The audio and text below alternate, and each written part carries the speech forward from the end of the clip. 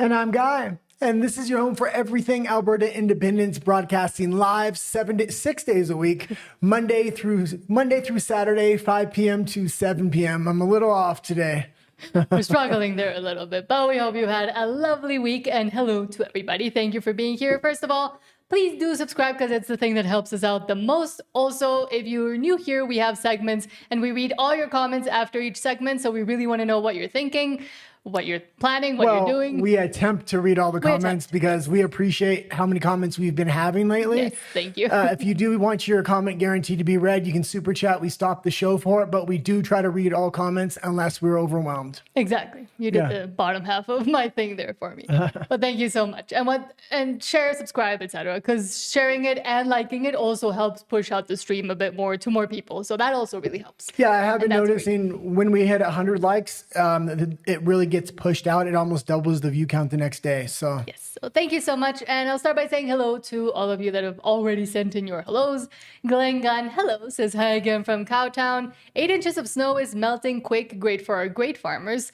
Might be a great season. So far, so good. Oh, hopefully that's fantastic to hear. And it will be even better if Alberta can get its independence and we can get a lot of these restrictions, regulations, and crazy policies off of these farmers' backs. Exactly. Then Glenn Gunn also has a question asking, may I ask a question of you both? Yes.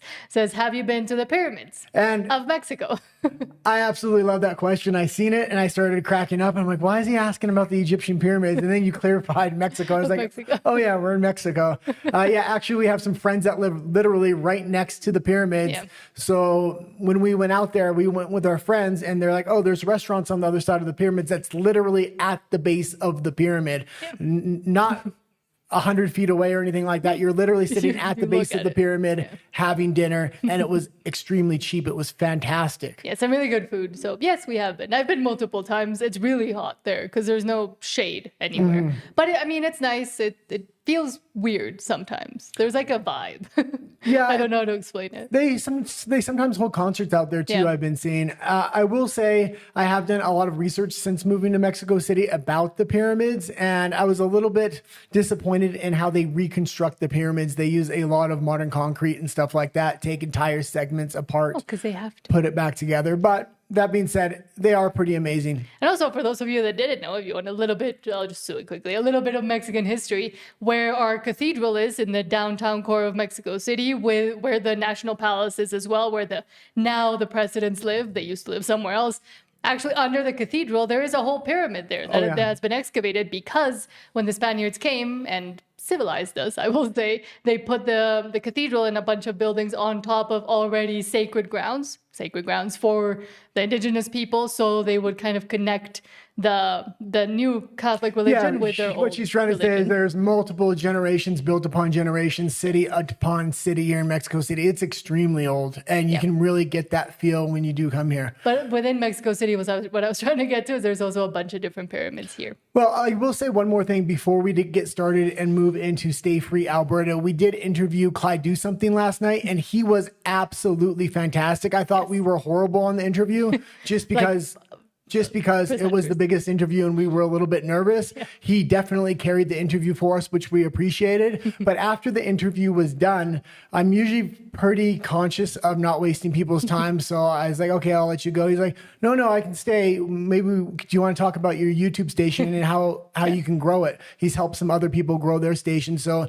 he sat down afterwards for about an hour, went into analytics, everything like that, and really helped us out to identify things. Yes, he was very nice and very generous with his time. So thank you so much to Clyde Do Something. Alberta Independence says 185 days until October 19th, 2026, freedom. And yes, let's keep in mind that date and just work towards that. And if you have a calendar, even a physical calendar, just mark the days off, I would say, because it will happen when Alberta is independent. Hold on. Our WCTI says hello. And DeBelver says, good evening, everyone. Good evening. Thank you for being here. And Glenn asks me, please explain the vibe. Like, I don't know.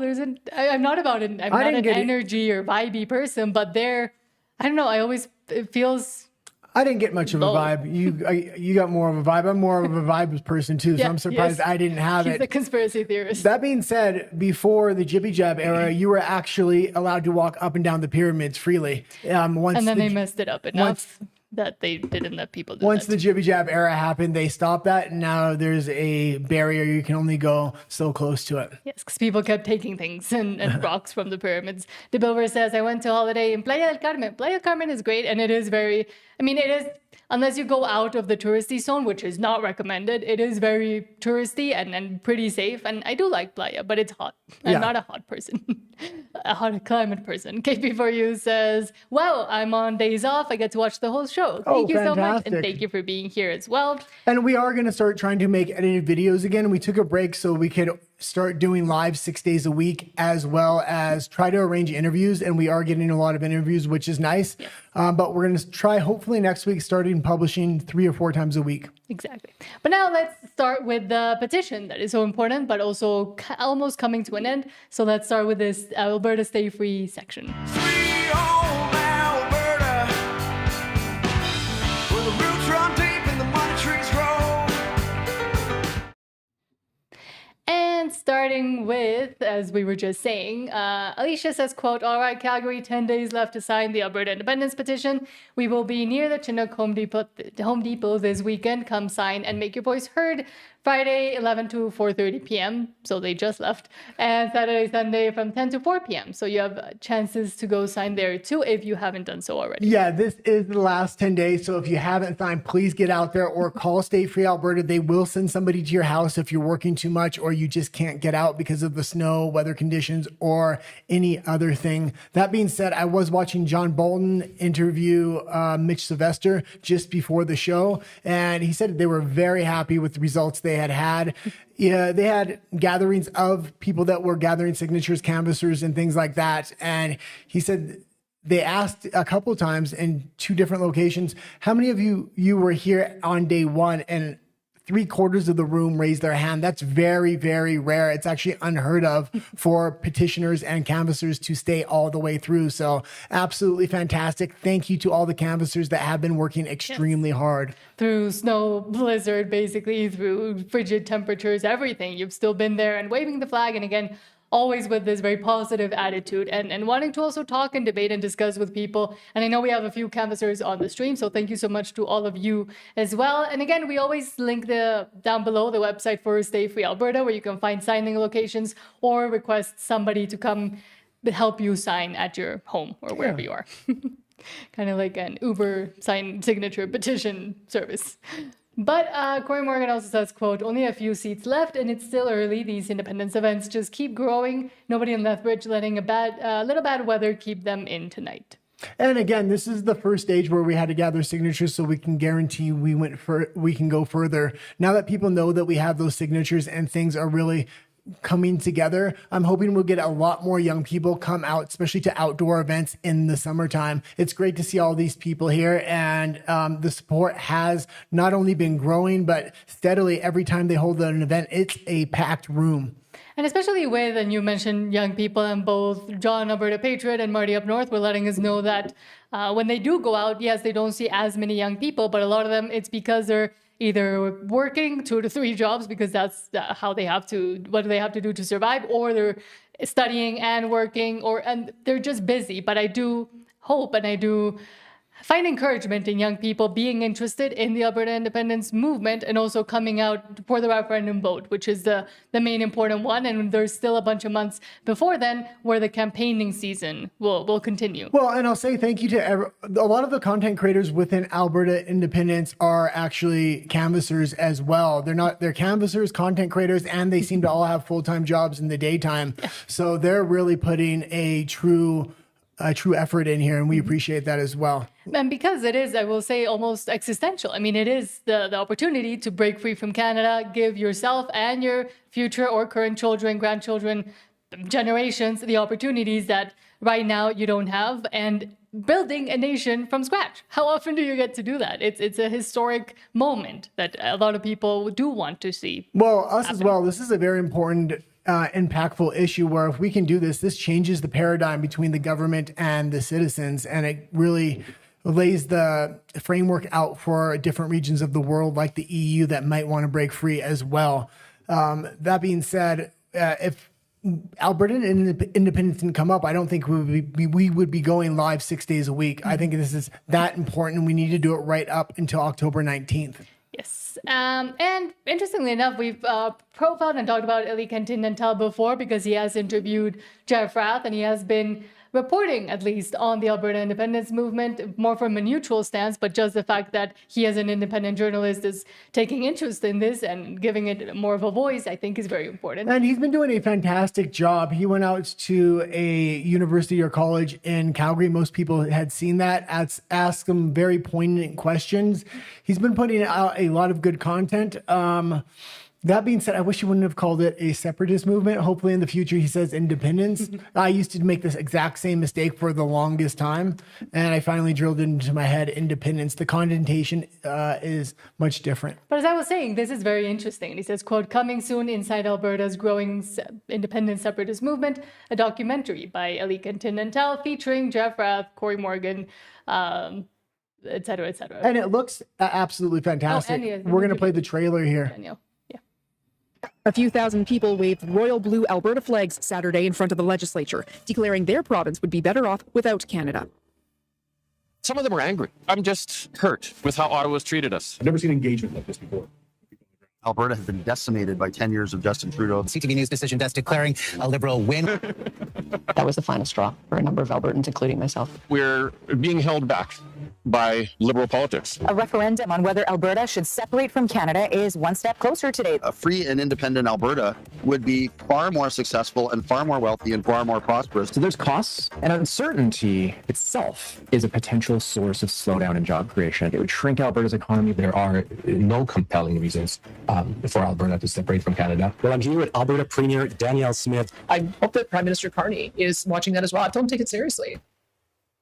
Well, man, it was fantastic. He was able to get Danielle Smith as well on on an independence documentary, and it's very obvious what he was doing. And he went out to Calgary and Alberta, and he had posted that Jeff Rath interview and a few of those other interviews he had posted, and I didn't realize he was going to compile them all into this documentary. It looks fantastic. I'm glad somebody did that. It should get a lot of eyes on the movement. Yes. And also, Western Standard says, quote, according to Wells, Alberta's independence fight is in court and democracy is the one on trial.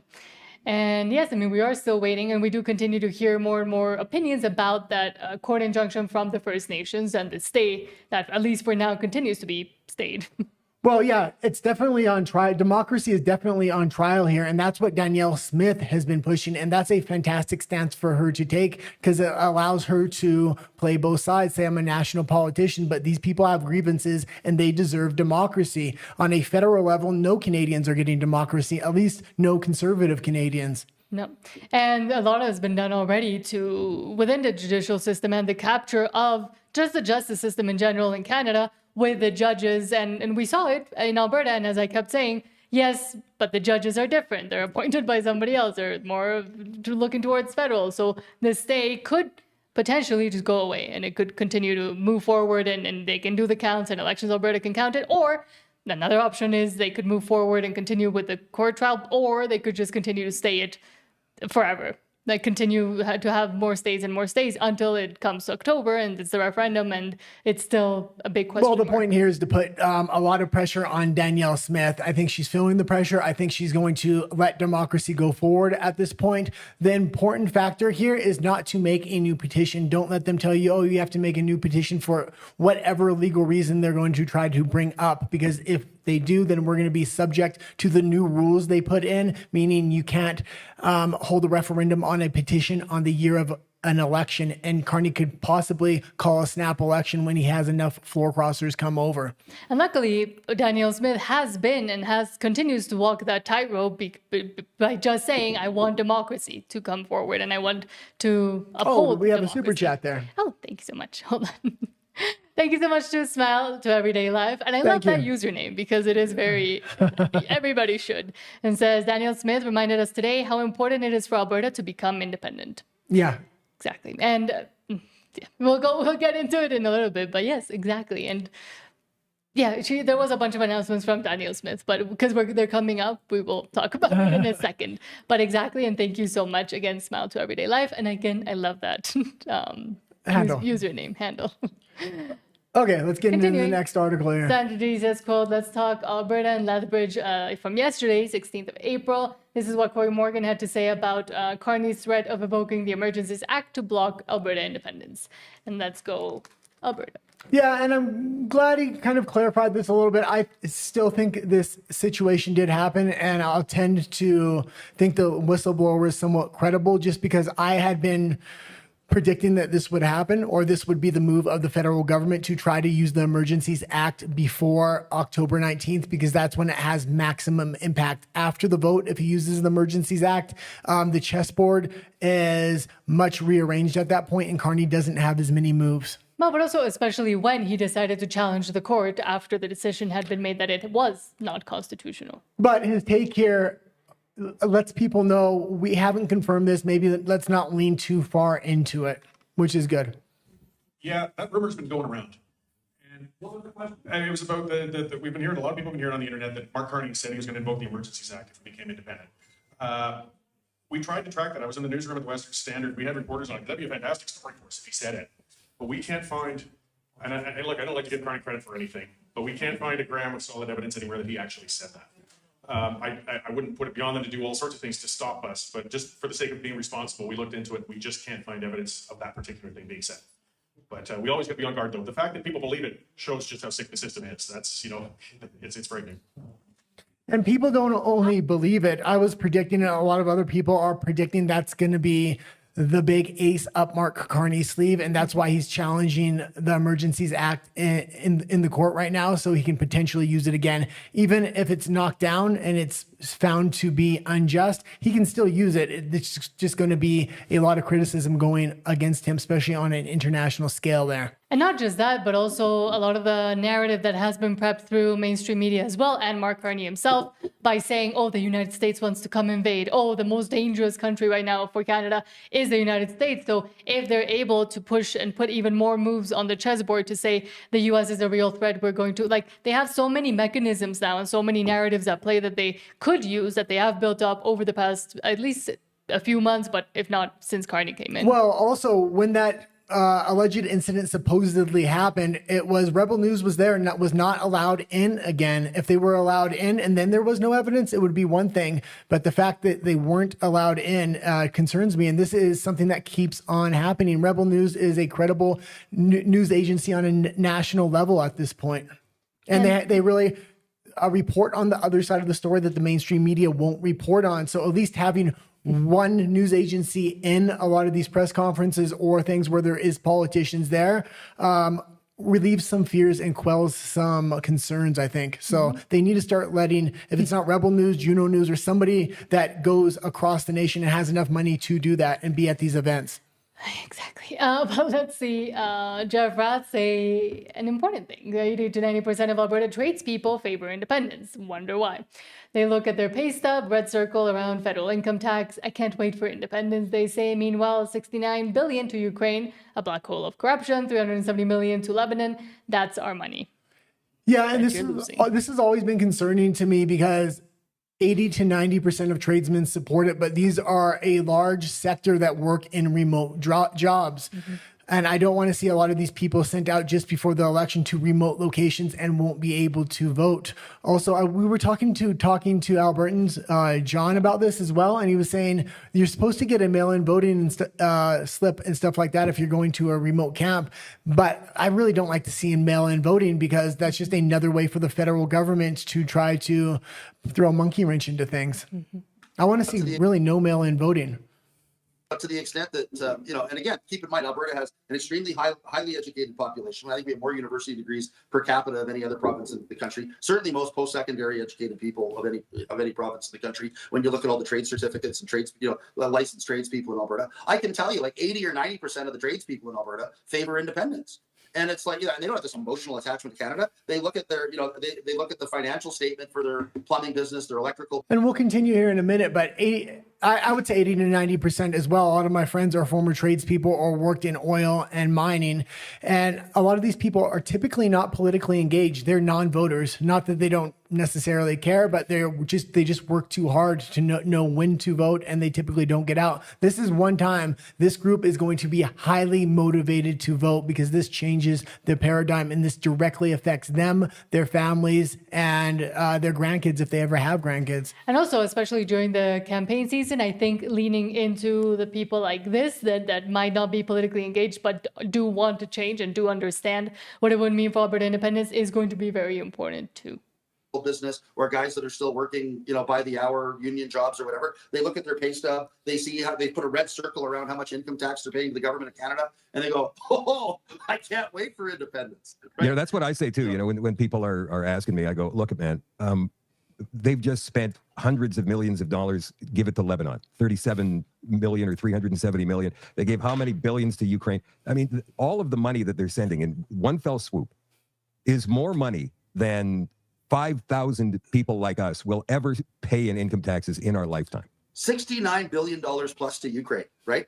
And we all know that Ukraine is a black hole of corruption, right? It's one of the most corrupt countries in the world, right? Yeah. I mean, look at all the properties and ski resorts and yachts and all the rest of it that Zelensky... And it's not just Ukraine. We need to stop giving money as a government away and build infrastructure, build your country extremely strong. Once everything's built up, this is going to take decades, by the way. It doesn't happen overnight. You have to build water infrastructure. You're going to have to build farming infrastructure, roads, trains, you name it. There's the money there as long as we don't continuously give it away like Canada seems to want to do. Mm-hmm. Do you want to keep watching it or? No, that's good for that. Sorry, I wasn't sure what you wanted me to do. Okay, now we'll go into reading your comments and then we'll go into Alberta politics. Yeah, Alberta politics. Yes, because we do already have a lot of comments. So thank you so much to everybody. And we really do appreciate the comments. It helps to have an organic feel and a real conversation. That's why we do so many lives. It really makes it feel like a grassroots movement where we're interacting with people that are there. Yes, and I have to know what you all think. DeBilver says, I'm faithful, love your show. Thank you so much. Thank you so much. And thank you for being here. I already recognize, it's funny how I already recognize a lot of the usernames. So thank you to everybody that's been here for so long. Glenn Gunn says, I almost ran and I'm an old guy. When I walked to the table, best people I ever met. Absolutely. And yeah. And DeBilver says, Danielle got a lot of announcements today. Yes. And hello, Edward, who says, hi. Glenn Gunn says, when she announces a signed deal, maybe I go back to liking her. When she announces a signed deal, maybe I'll go back to liking her. Well, I'm not sure if he's talking about the MOUs or not here, but I'm all in favor of no pipelines until independence at this point because there's so many strings attached on these pipelines. It's like half the money's going back to the federal government anyway, and then the regulations increase year after year until the oil industry is going to be put out of business by Mark Carney. He's going to give short-term contracts that really have long-term loopholes that are going to financially devastate Alberta because he's a climate zealot. Alberta Independence 2026 says people have been great. I've had people stop to sign the petition in such stormy weather. Some people stopped by just to say they already signed, but wanted to say thanks. And that's nice. And it's nice that there is a really good grassroots good times feeling out there from not only the petitioners and canvassers, but the people that are coming around that have already signed. I know a lot of people just stop to talk to the petitioners and canvassers because they know those are long, hard days on the side of the road. Mm-hmm. And Glenn Gunn asks, I'm guessing about the documentary, asking, really, you put Tom on there? With Essex, I'm guessing. Yeah. And Glenn Gunn says, Tom is a liar. Yes, but I do think, especially for something like that documentary, or even during debates, I feel like there should be more debates other than just Keith Wilson and what's the name of the guy? The ex-Alberta? Jason Kenney. Jason Kenney. Other than those two that will be very interesting and very important, to put both perspectives at the same time, almost side by side in a documentary, Alberta Independence comes out winning, especially when those people start opening their mouths. So I'm actually fine that they put him on there because he'll sound ridiculous, like he continues to do. And I'm not sure if it's going to be a one-sided documentary. I'm thinking he's probably going to want to show both sides. Now, he's probably promoting it to Alberta Independence. That's why it looks so heavy as in favor of independence. That being said, it's probably a little bit more balanced, and he is from outside of Alberta, so he might not know all the characters, and he's educating himself as he goes, and he's trying to get the biggest names he can get for this documentary while he was in Alberta, because he was there for a short time. But especially with that balance, again, I do think Alberta independence just comes out the winning side, and it's good to have that contrast and that neutrality for the actual points to come out on top. Well, and I really appreciate people outside of Alberta paying attention to what's going on inside Alberta, because the federal government at this point is trying to completely ignore it. They want to have this stay, potentially just keep having the stay and have this thing go away. I don't think that's going to happen. The movement is too big at this point. There's going to be too much pressure on Smith. Smith knows her entire political future is going to ride on the fact, does she let democracy go forward and allow this vote to happen? The Bilver says, Trump just dropped this. Trump just dropped this. Leaked documents from Washington. It was on YouTube yesterday and seen again today. Do you know anything about that? No, but I'll look into it after. But there's been a few things that have been coming out from the Trump administration. So okay, because I've been mostly the main thing was the pipelines that he signed yesterday to go with Alberta. So okay. Don Analek, hello, says, hi, Nat and Guy. I've been following your show since the first one. Superb show. Thank you. Thank you so much. And I do recognize your username, might I add. Glenn Gunn says, Carney ain't got the troops versus farmers of Alberta. Yeah, Carney, we're going to see what's going to happen here, but it's a shame what's going on in Ireland, and as well as they're trying to bring in foreign troops, people from the EU that aren't even residents of Ireland. Mark Carney's trying to do the same thing in Canada. Alberta has a huge advantage here because we were the first to move on independence. So the federal government wasn't ready with their censorship bills, with the military, with the police force and things like this to really put down a movement like this. And that's the great thing about being first to move. And I think with Saskatchewan, if they do go after, and I hope they do go after, at least with the Alberta independence movement, once Alberta is independent, they will have seen kind of how the things go and things go. They have the framework, which is going to be an advantage. Then again, the federal government is a lot more prepared, especially seeing how much momentum is behind Alberta, and all the people working in Alberta independence. A lot of them are going to help out in Saskatchewan because they look at that as their brother province, even though it will be two independent nations. Again, it's going to be very interesting what happens in Saskatchewan. I also don't like the direction Scott Moe has been going. Danielle Smith has been an absolute ace up the Alberta independence sleeve. It didn't always seem like that. I know I was saying too, she was muddying the waters. She cleared that up a lot, and she lowered the threshold for signatures. She did a lot to help Alberta independence, and Scott Moe just isn't doing that in Saskatchewan. Yeah. David Bird, hello, says, when will the Trudeau-Carney Emergencies Act appeal be decided? I'm not sure. I'm going to have to look into that. But whether it's decided or not decided, he can still use it. It's just there's going to be a lot more backlash when he does. But he does have a majority government at this point. So does he really care if there's backlash? Or if there's an investigation afterwards once it's been applied and he's done with it what he needed to do? Yeah. And that's why it's so important. Danielle Smith is playing a crucial, pivotal role right now because Mark Carney has a majority government. He doesn't care about the backlash. If he has this judge in Alberta in his pocket and tells her to just keep staying this thing until after October 19th, so we can't have that referendum, it is then on Danielle Smith's back to do that. And it's the same thing with the Emergencies Act. He doesn't care about the blowback at this point. Independent Indigenous Truth says, quote, under the Land Resources Act of 1930, Alberta's government and our people have say over this province and all resources. He can't do anything about that. Oh, reread that again. Under the Land Resources Act of 1930, Alberta's government and our people have say over this province and all resources. He can't do anything about that. Carney can't do anything about that. Yeah, as of right now, but there's a big issue coming up, and that's why Alberta independence needs to push this particular referendum forward on October 19th. That they can't be derailed to next year or the year after. I know Mark Carney's going to want to try to delay things, have some kind of underhanded tactics. He has the 30 by 30 program coming in. He has a majority right now. There's rumored he has up to 8 more floor crossers, which could give him a super majority. And that 30 by 30 program, he's trying to reclaim protections over lands in provinces, meaning taking the sovereignty away from provinces. This is going to be a huge hurdle for other independence movements in the future if he's able to solidify the 30 by 30 program. And with this program, it would be a very different mechanism than what they've tried already or what has been already kind of decided. And it can be used as a way to say, oh, but we have to protect the natural nature and the natural resources. So move aside. Well, provinces. Alberta is in a very special spot right now because they've taken away a lot of the roadblocks over the last 100 years, whether it was taking control of their resources, getting all the Indigenous land ceded, you name it, it's all done. But Carney's coming in with ideas of big time federalization. And when federalization comes, that means he's going to have more and more power over individual provinces. Now, it won't happen before October 19th, and that's why we really need to push for this referendum on October 19th. Smile to Everyday Life says, Jeff Rath is working very hard for Alberta. And I do think he gets the hardest time just because of how he is as a person. But as I always say, him and Keith Wilson make a very good balanced act, I will say, especially when they come up together, but as well as spokespeople individually for the movement. Well, Alberta independence and its decentralized leadership or its grassroots leadership is very, very special. Every personality is dramatically different. Keith Wilson is dramatically different from Jeff Rath, so they can handle different situations in much different ways. As well as Mitch Sylvester. He's completely different than those two. And even though Danielle Smith isn't outright supporting independence, she is helping it along a lot.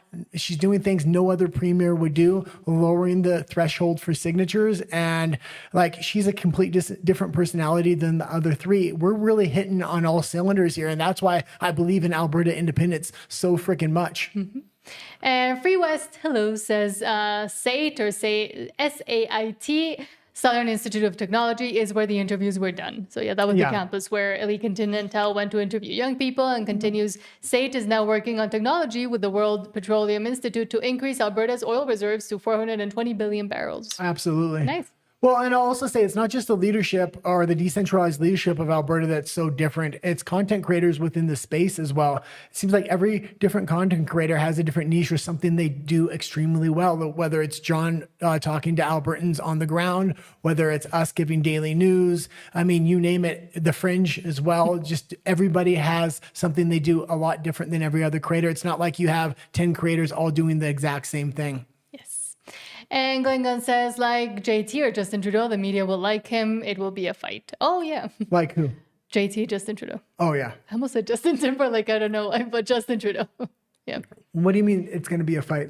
The media will like him, will like Carney. So they'll continue to propel Carney's narrative, and it will be a fight, especially with independent media, independent content creators, and independent journalists. And I think... And that is why, from the beginning, we started profiling them and trying to push more and more people to all these different independent creators, because they will be the necessary voices as censorship starts to creep in. It already has started to creep in. Well, the ace up their sleeve, I think, is going to be Pierre Poilievre. Now that he's going to walk off to irrelevance, they're going to say, you can stay relevant. You need to shut down Alberta independence. Carney's going to tap him on the shoulder, say, put Canada first. And I really think that's what's coming. And I think a lot of people in Alberta really don't realize that. A lot of individuals are thinking Poilievre's going to stay out of it because that would be the end of his career. I think his career is over anyway, because it's 3 years to the next election. Canada will be in absolute shambles.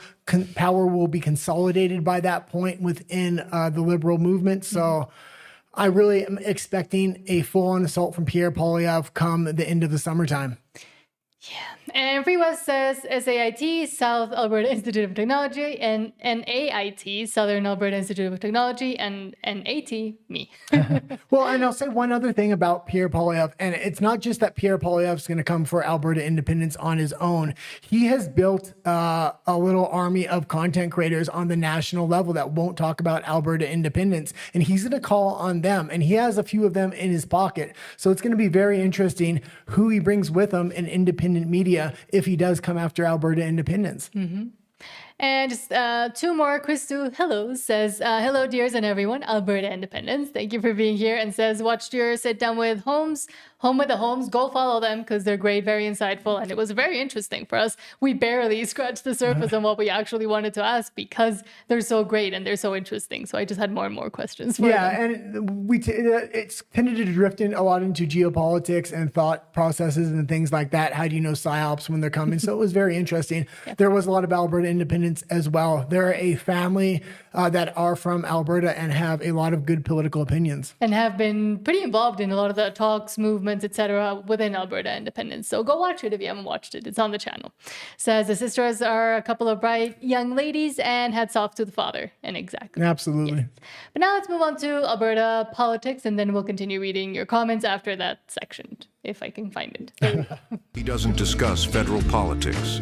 He only concerns himself with Alberta's independence. And starting with... Sorry, I always get, sometimes I start getting too intense when I'm talking about Alberta politics because it's an emotionally charged subject to me. And she's always like, be nice, smile. Because sometimes I can get really angry. When we have those tapes go on for the breaks, I'm always like, smile. Well, you showed me a piece of our old content, and I used to be really, really angry. I wasn't angry, but I would just sit there and I looked angry. Because you got nervous. Yeah, because I get really nervous. I still do get nervous to this day. My voice sounded very different because I didn't know how to modulate it properly. If you want to watch any of those old videos, there's a whole playlist on this channel that says all our old videos if you're ever curious of how we started. At this point. They are very embarrassing. But this is also sad and embarrassing for Carney. Alberta 51st Project says, I wish they would change their username, says, quote, Carney promises martial law will be declared if Alberta referendum is successful. This is what Canada has become, and the Liberals wringing their hands in glee, but they don't understand Albertans. We expect this. Freedom is never free. And it proves our point. It has to be done. And again, this is kind of conjecture for now a little bit, but... This is conjecture, but it's good to plan for worst case scenario, and this is worst case scenario. So this is what's best to plan for. I also put out the game theory that Carney may just let Alberta go because they're the ones building the framework for resistance amongst other provinces like Saskatchewan, the Yukon, and other provinces that want their own sovereignty and they don't want their sovereignty taken. But I'm not planning for that situation. I'm planning for this situation. We're going to show a clip from PJ the Belt here. He's absolutely fantastic. Yes. He's going to go to the mat for Alberta independence. I'm sure of it. We're not going to play the whole clip, but we'll play the beginning. I highly recommend this. Yes. Ladies and gentlemen, I'm going to be completely straight with you on this one. Something very serious is going on in Canada right now. And I don't say that lightly because the rumors that we're hearing about the things that were said behind closed doors, they change how we look at the Alberta independence situation. Now, here's the thing. You're not seeing this on the news yet. You're not hearing from politicians talking about it or anything like that because it didn't happen publicly. This happened in private. And the people talking about it, they're all saying the exact same thing. That something was said about just how far the federal government is willing to go to prevent Alberta from separating. Now, think about that for a second, because we've already seen what government going too far looks like here in Canada. People's bank accounts frozen, people put in jail, emergency powers being used illegally. All of this took place not very long ago. So let me ask you something. If they were willing to do that to protesters, what do you think happens when it's a province trying to become independent? And pause it. And this is what, and we're going to go back to it in a moment. But before you start talking, okay. Thank you so much to JP Alberta First for the $5 super chat. And you've been very generous. So thank you so much. Says, here in Alberta, we are fully aware and have no illusions about the federal Conservatives. This movement would have moved forward even if the Conservatives won. Yeah, absolutely. But we should prepare for the federal Conservatives. And a good way to prepare for them is to bring in other national content creators that have typically been very generous to the Conservatives when the run up to their election, because when those people start spitting facts about Alberta independence, a lot of the people in the other provinces will listen. It's going to be real hard to divide Alberta from national Canada at that point. That's what Carney's going to want to do. He wants the polling numbers to get high enough amongst nationalists outside of Alberta so he can justify using the Emergencies Act without backlash. Mm-hmm. But thank you so much, JP Alberta First. Back to PJ. Well, and I'll say this, the truckers convoy was absolutely fantastic because it prepared us for this moment in Alberta independence. Mm-hmm. We know every tactic that they're going to use, and there's an alarm going off outside. So if you hear that, somebody's probably breaking into the building there. Let me check if there's an earthquake just real quick. Okay. No earthquake. And we did have an earthquake live on stream one time when we first moved to Mexico City. We had to leave. That being said, this prepares us for everything. We're ready for them to shut down bank accounts. We have content creators outside of the country that are going to continue to speak, even if they start arresting content creators inside of the country. We're prepared for the Emergencies Act. I mean, you name it. This was the preparation for Alberta independence. And I'm glad now that we had the truckers convoy now more than ever. Mm-hmm. Do you want to keep watching? Yeah, let's keep it going.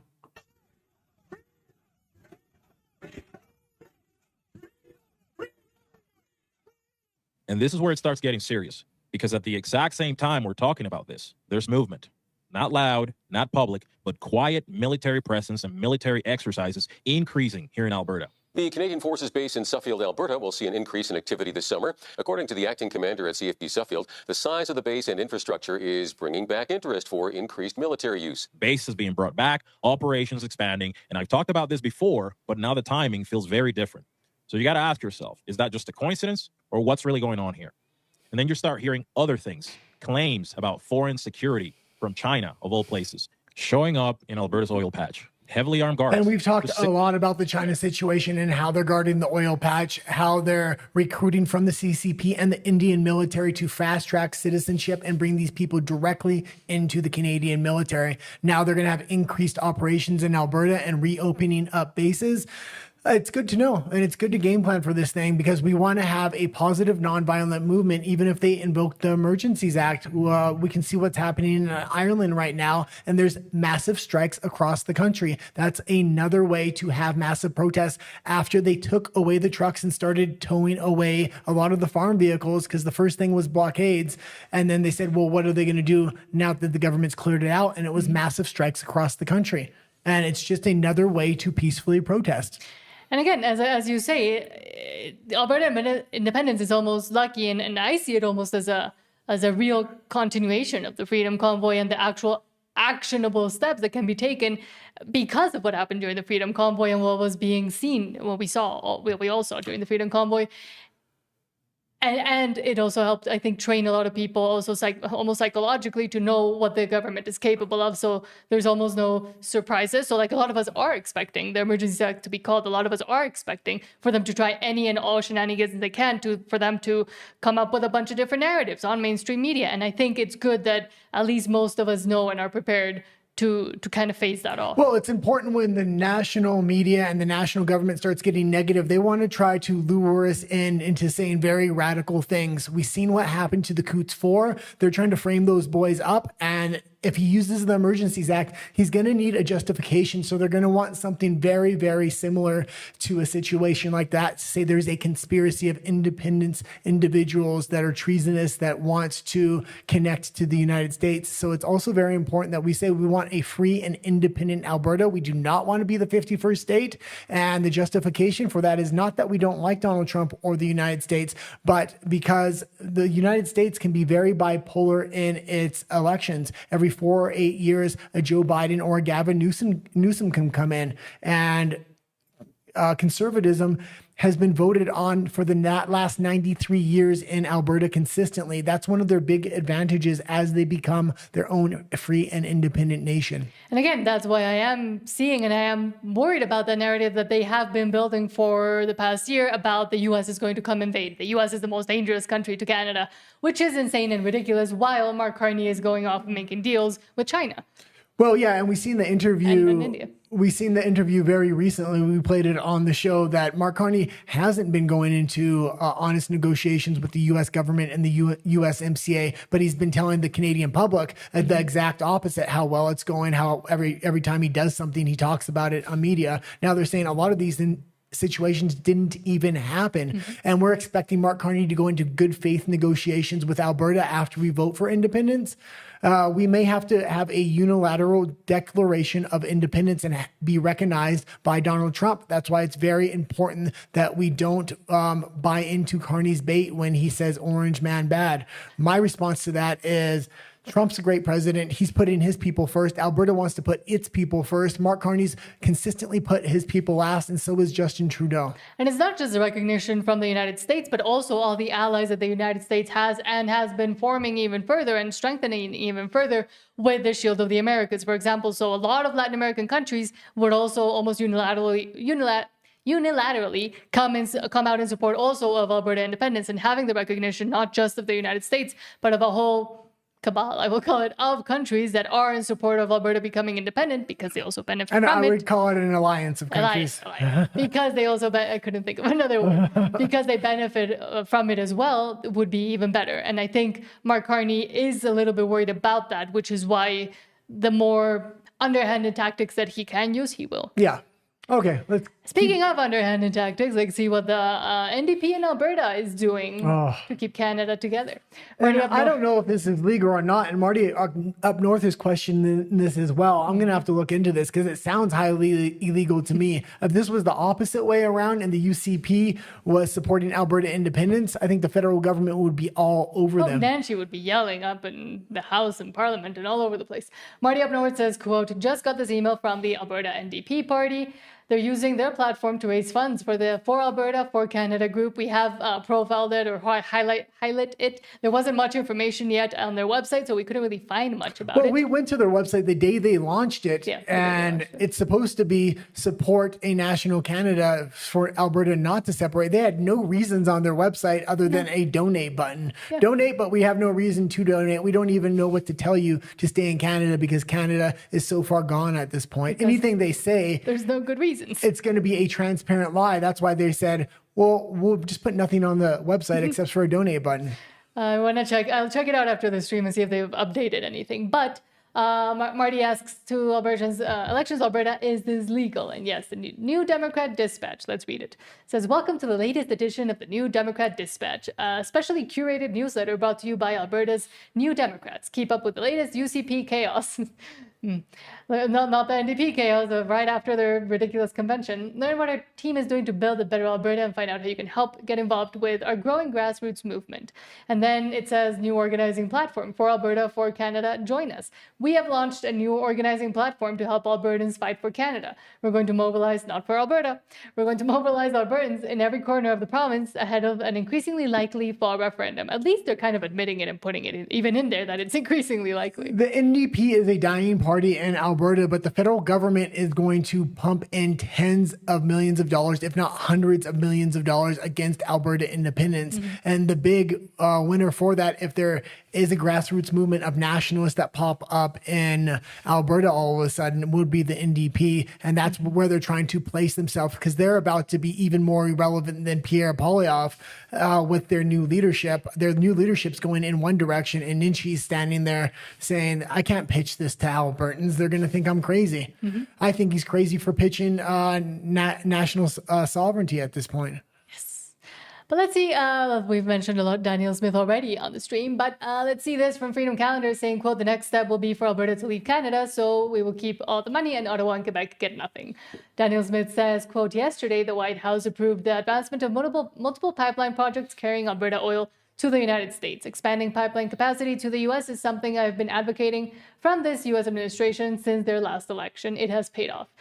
She has also been trying to advocate it from the Canadian federal government because that has been the stopgap for this to happen. The U.S. wasn't like, no, we don't want to do it. They were saying, no, we don't want to do it because of all the restrictions that are currently imposed if we do want to do business with Well, and it's going to be interesting if the federal government tries to meddle in this, block this, do anything to stop this. So that pipeline is there ready to go now, or at least the deal is once Alberta gets its independence. So this is a fantastic thing. She keeps building a safety net. I don't agree with all the strings that are attached to a lot of these MOUs and stuff like that, but she is doing the best she can do, and I'm definitely giving her credit for it. But I do agree with you when you say that it might be best to just hold off on any pipeline deals until Alberta has its independence because of all the strings, and there will be renegotiations anyways once Alberta becomes independent, but it could be another motivation and reason to tell people, hey, if we actually hold off and wait, the initial negotiation with the US can be way better than what we even have the opportunity to do right now. Well, I'll say that she's a national politician, so it's her job to build the safety net. I don't expect her to wait for people in Alberta independence to expect her to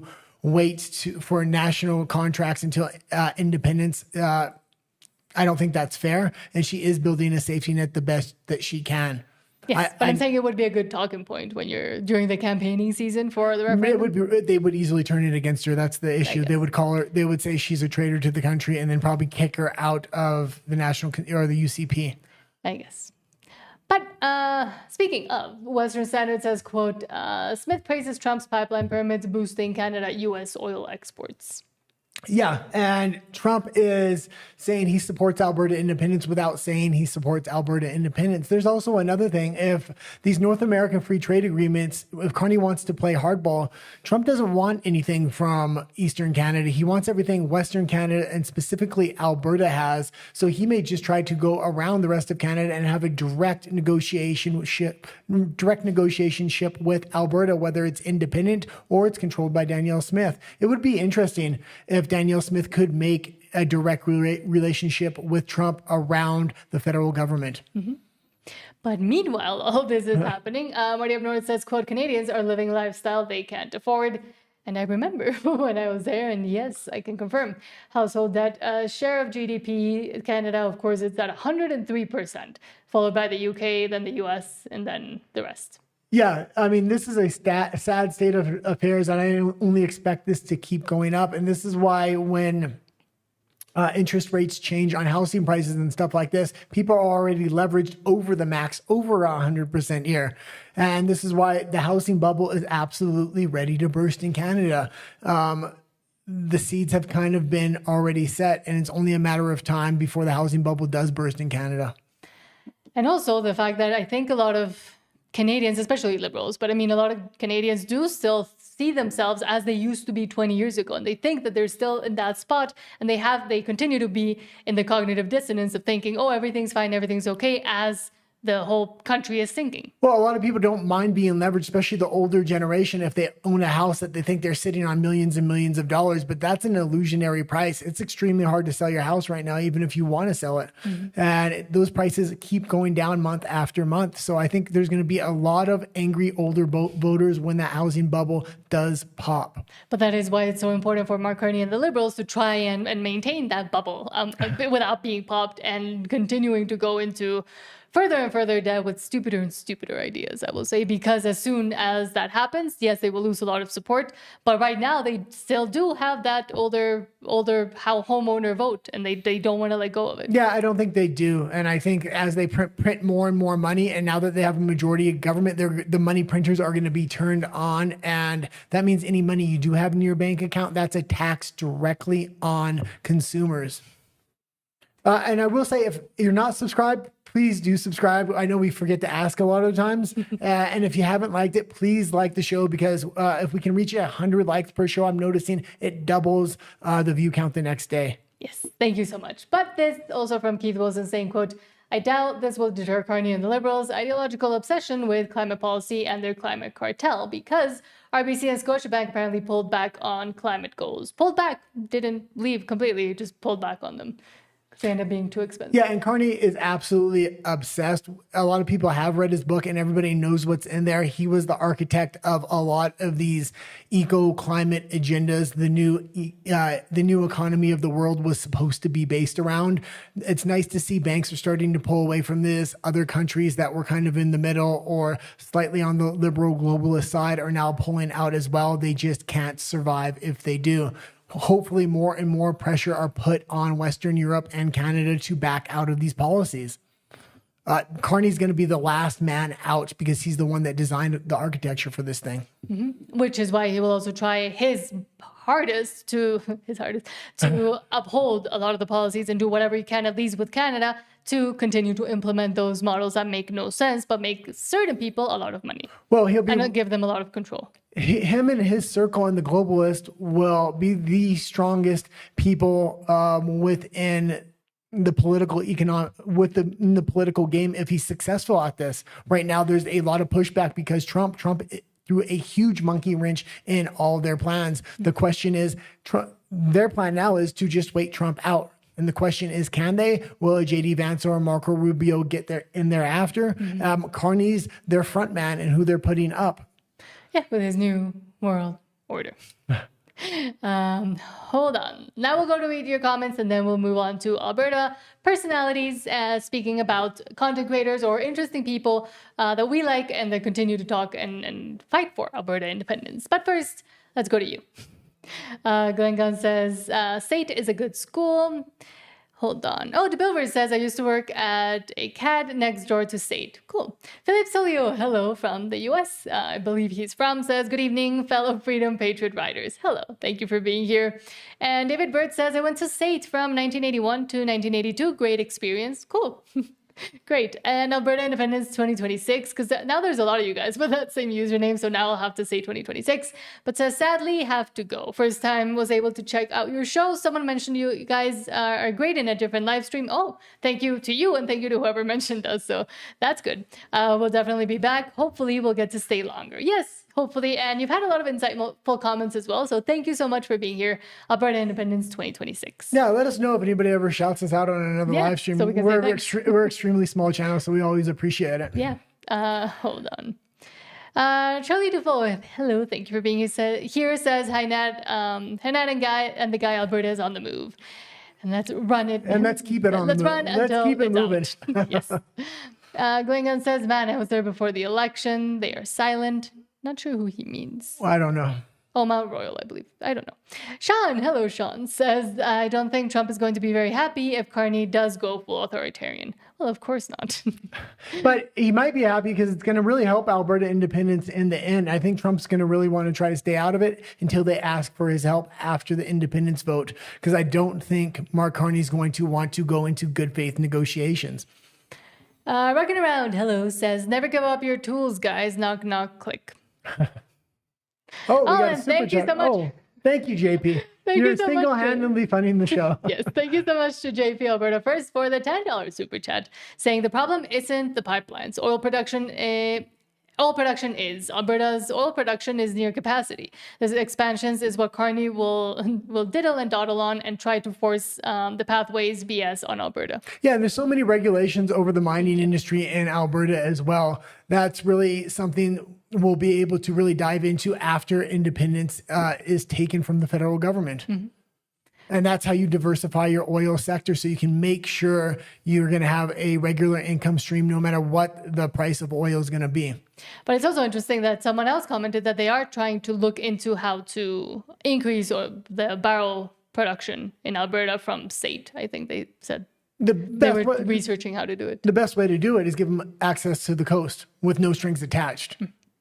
That's it. Well, thank you so much. Glenn Gunn says, okay, that's because the tea is a yearly thing. Brits come. I lived there. Not sure what they're talking about. But Sean says, if Biden was in office, then Carney may have been able to go full authoritarian. But I don't even think Justin Castro would have used the Emergencies Act if Trump had been president at the time. Yeah, I'm really concerned because he has a majority government now for the next 3 years once Gavin Newsom gets in there, or if Gavin Newsom gets in there. I'm really hoping it's JD Vance or JD Vance Rubio, even though Rubio has a long neocon history. It's going to be better than a Gavin Newsom. Gavin Newsom is going to be in lockstep with Mark Carney. They've met multiple times. He's also met with EB. I mean, these climate zealots are all on the same page. Yes. Glenn Gunn says every 5 years they do war games, train loads come in with tanks, etc. Nothing new, so be careful what you say. And I do. Okay, so that's good. And we have received that comment prior as well, that they do come in and do trainings in the different bases that there are within Alberta.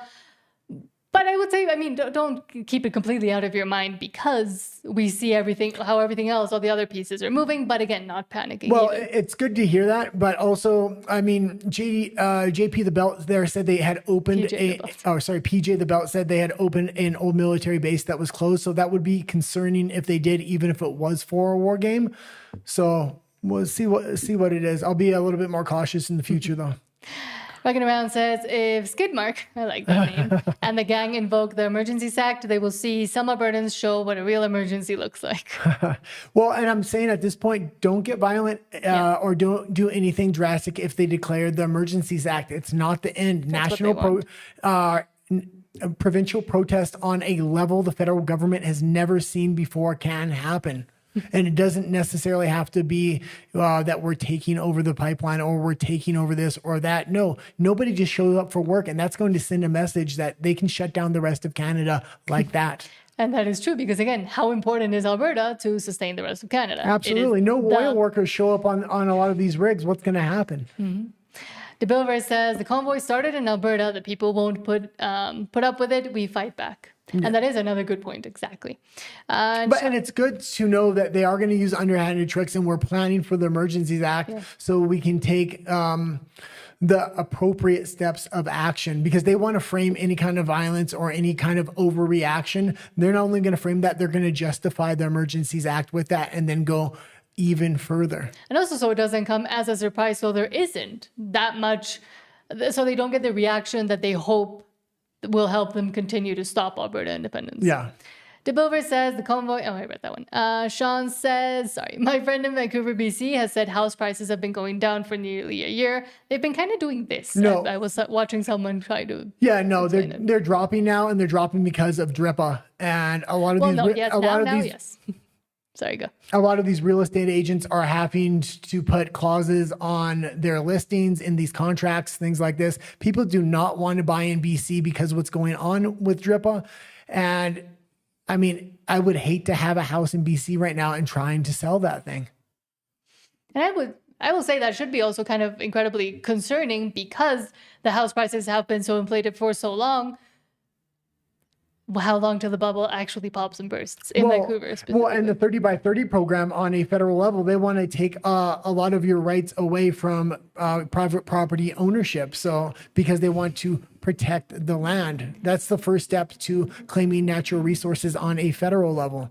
And thank you so much to fcalendar.net. We've been shouting you out a lot. But thank you so much for the $20 super chat saying we cannot verify if Mark Carnage will evoke the Emergencies Act. No, we can't verify it. And we're not saying that for sure it's going to happen, but that it is better to have that thought in your head that that probably will be capable of doing that and plan accordingly. But not number one, panic, not overreact. No.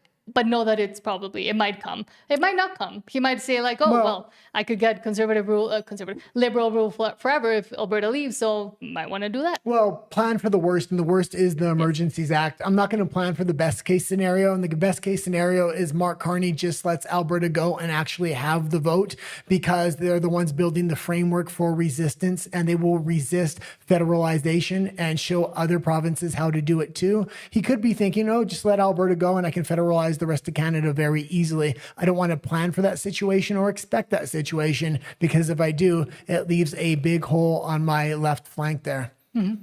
So. But I do, again, we're not saying that it's going to happen or that it's been verified or that it's been said by anybody officially, but we've been talking about it ever since we started talking about Alberta independence, that might be the one tactic he has to actually try to fully stop it and just to be prepared. And also Freedom Calendar, you handled the CBC. I think it was the CBC. Absolutely fantastic. We profiled that clip on the show the other day and we absolutely praised you for it. Gem of a situation you handled there. And still, thank you. And again, thank you so much for all the work that you're doing and for all the information that you're bringing up and putting out there for anybody to be able to see what is happening and almost join in with the movement itself and with all the town halls and conferences and talks that you film. It's invaluable work. That's what we were saying yesterday. So thank you so much for being here.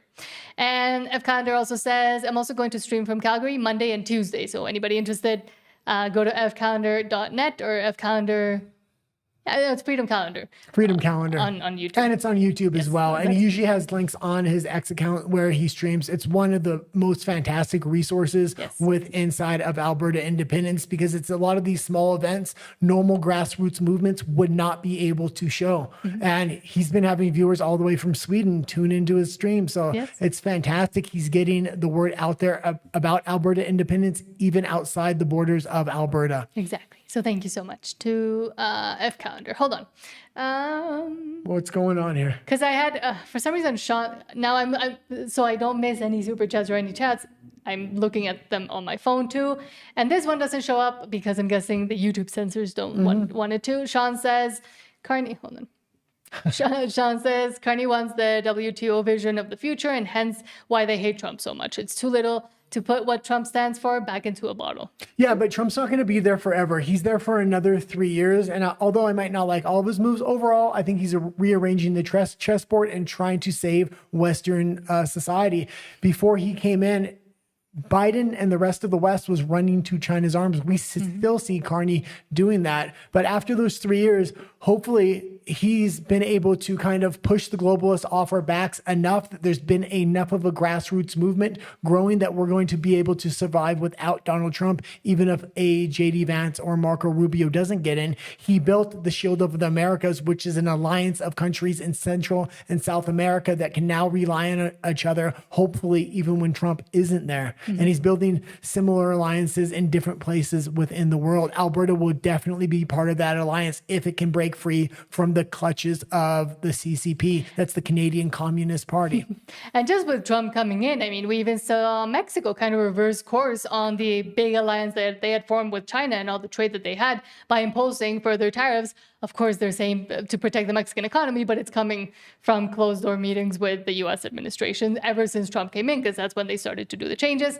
Yes, now they're kind of letting in BlackRock, so it might be black potato, like potato, but at least it's not the outsized influence that China used to have in Latin America. That has been You also have to realize what's going on behind the scenes.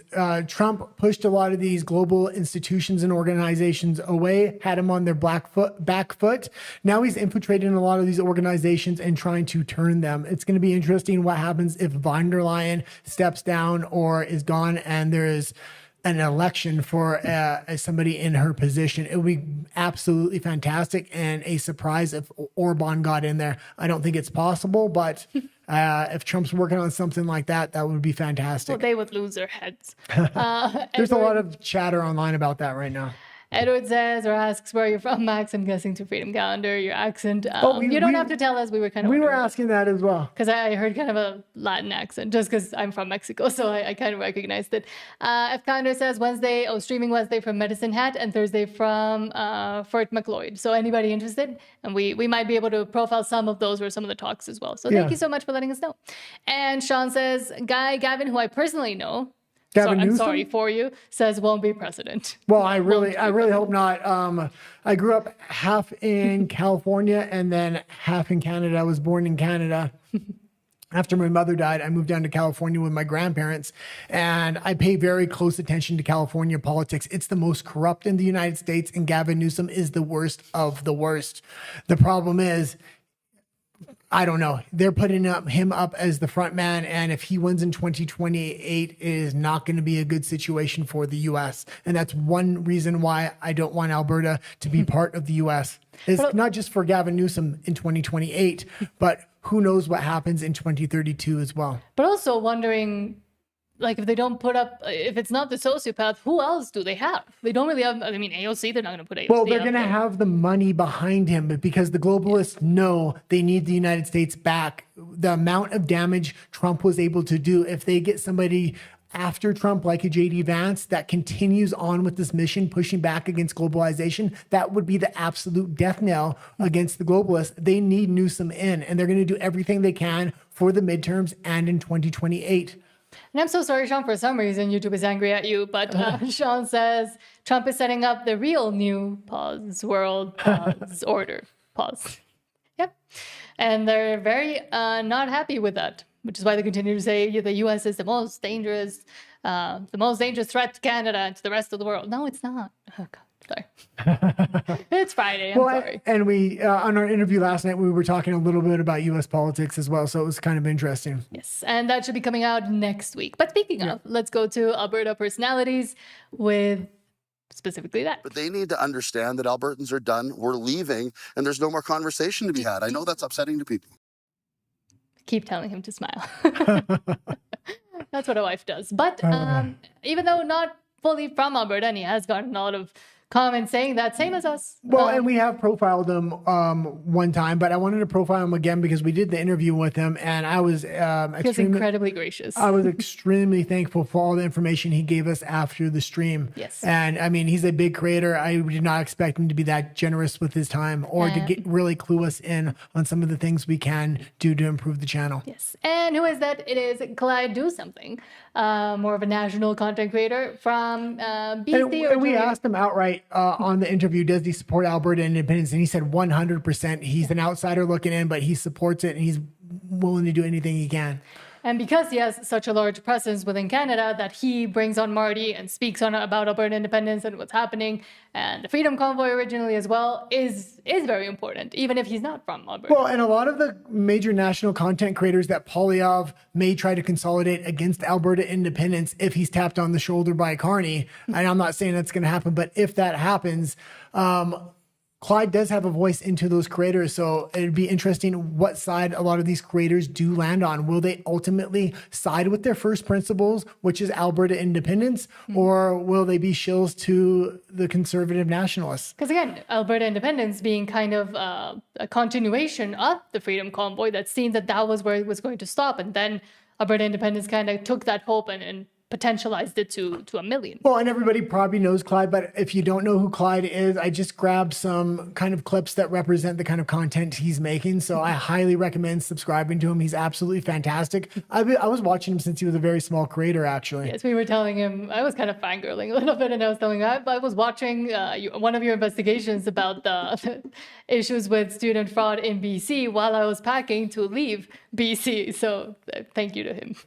It is absolutely unbelievable that Canada has gone in the direction that it has gone up until this point, and thinking that there's going to be no consequences for it. And we're talking about Chinese influence at the deepest level of the government, and now they're full on saying that they're going to integrate with China. Of course, America is not going to be happy with that. Of course, Donald Trump is going to do something about that. And now we're hearing that there's going to be 100% tariffs on Canada if Canada goes through with the actions that they're doing. What did he call it? The New World Order. He's been calling for an end to the U.S. hegemony on the world. We'll see how this goes. I'd love to hear what you guys have to say. And you can leave it there. And I will say a lot of national conservative content creators have that same take when it comes to Mark Carney. The issue is a lot of them may turn on Alberta independence, and I'm kind of waiting for that moment. Yeah, and when it... again, I'm hoping it doesn't happen, but prepare for the worst. And if the best happens, then I got a smile on my face. And I was going to say, if and or when that happens, when some, not just Pierre Poilievre, maybe not just some conservatives, but a lot of the conservative base that backs Pierre and all of that turns into, oh, Canada first, we have to protect Canada, keep Canada together. A lot of masks, I think, will start falling off, and I think a lot more people will realize where their first principles versus their pocketbooks fall. A lot of masks might start coming back on. Or back on. You get the analogy. But another one from Clyde saying unemployment explodes in Canada. Over 500,000 temporary students haven't left after their visas expired, and still Carney expands the foreign worker program. Well, and content like this does help Alberta independence. And whether other national content creators know it or not, this helps Alberta independence immensely. Yeah, he knows it does help Alberta independence, but a lot of other national content creators don't realize this is why a lot of people are moving to Alberta en masse to vote for independence. Because again, every time we talk about national Canadian news, we say this is just more reasons for Alberta to become independent. Canada's unemployment rate has surged above 6.7%, and for youth, it's above 14%. Among students, it's well above 18% now. The Canadian government solution? Import more temporary foreign workers. You're either part of the problem or you're part of the solution, and it looks like today's Canadian government is all about creating more problems. Report, Mark Carney's Department of Employment admits that Canada's 18% student unemployment rate is caused by large numbers of migrants brought in by Sean Fraser and Mark Miller. That's right. Canada Proud pointing out, and yet both of these men are in Mark Carney's cabinet. There's zero punishment for failure if you're a Liberal. There's no accountability, none whatsoever. And this is why we're learning things like this today. Okay, and if you're not subscribed to Clyde, he is going to be a big asset for Alberta independence, even though he's not inside Alberta. He's moving to Texas, and he's going to be able to talk about this issue in Texas. And I said, I've been trying to contact a lot of American content creators without success. He said he's going to be working with a lot of American content creators down there. So he's probably going to bring up the issue of Alberta independence, most definitely. Yes, exactly. So thank you so much to Clyde once again. And I will say one other thing. We talked to him about an hour after the interview off of camera, and he was the exact same guy on those, like when he makes the video and you think it's a lot of energy, he's the exact same guy on and off camera. He's really nice. Yeah. So thank you so much to him. It looks like you tried to dress like him today. Oh, thank you. I'll take that as a compliment. Okay. Harmony, hello, Harmony says, I would have missed Nat and the guy. Thank you so much. Thank you. And we would miss you if we didn't see you in the chat, though. So thank you for being here. It says, I'm shelling pistachios while listening to two great and awesome video creators. Oh, and thank you to Jess and GP for watching the stream afterwards. Because I was asking, we read your comment. Where's Jess today? Yeah. And then we seen your comment afterwards. So thank you so much. Also to everybody that watches it on replay. So hello to everybody that's watching this on replay. James says, corruption will reveal itself. It always does. Well, I don't know about that because it's already revealed itself. And it seems like the Canadian public just keeps voting for more of it.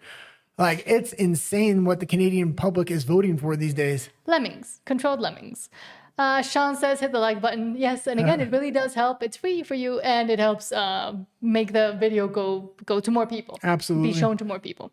Fusky the Husky says, new here from Ontario, Carney wouldn't be appealing the Emergencies Act if he wasn't planning on using it himself, in my opinion. And that's kind of what we've been saying. If he's not going to only use it himself, but look at every situation. There's only one situation like primed to use it on, and that would be Alberta independence. It's very obvious why he's challenging it. Yeah. I don't see any other reason why he would want to be to use it. Yeah. James B says, using the Emergencies Act, how? We're not all out in the streets somewhere.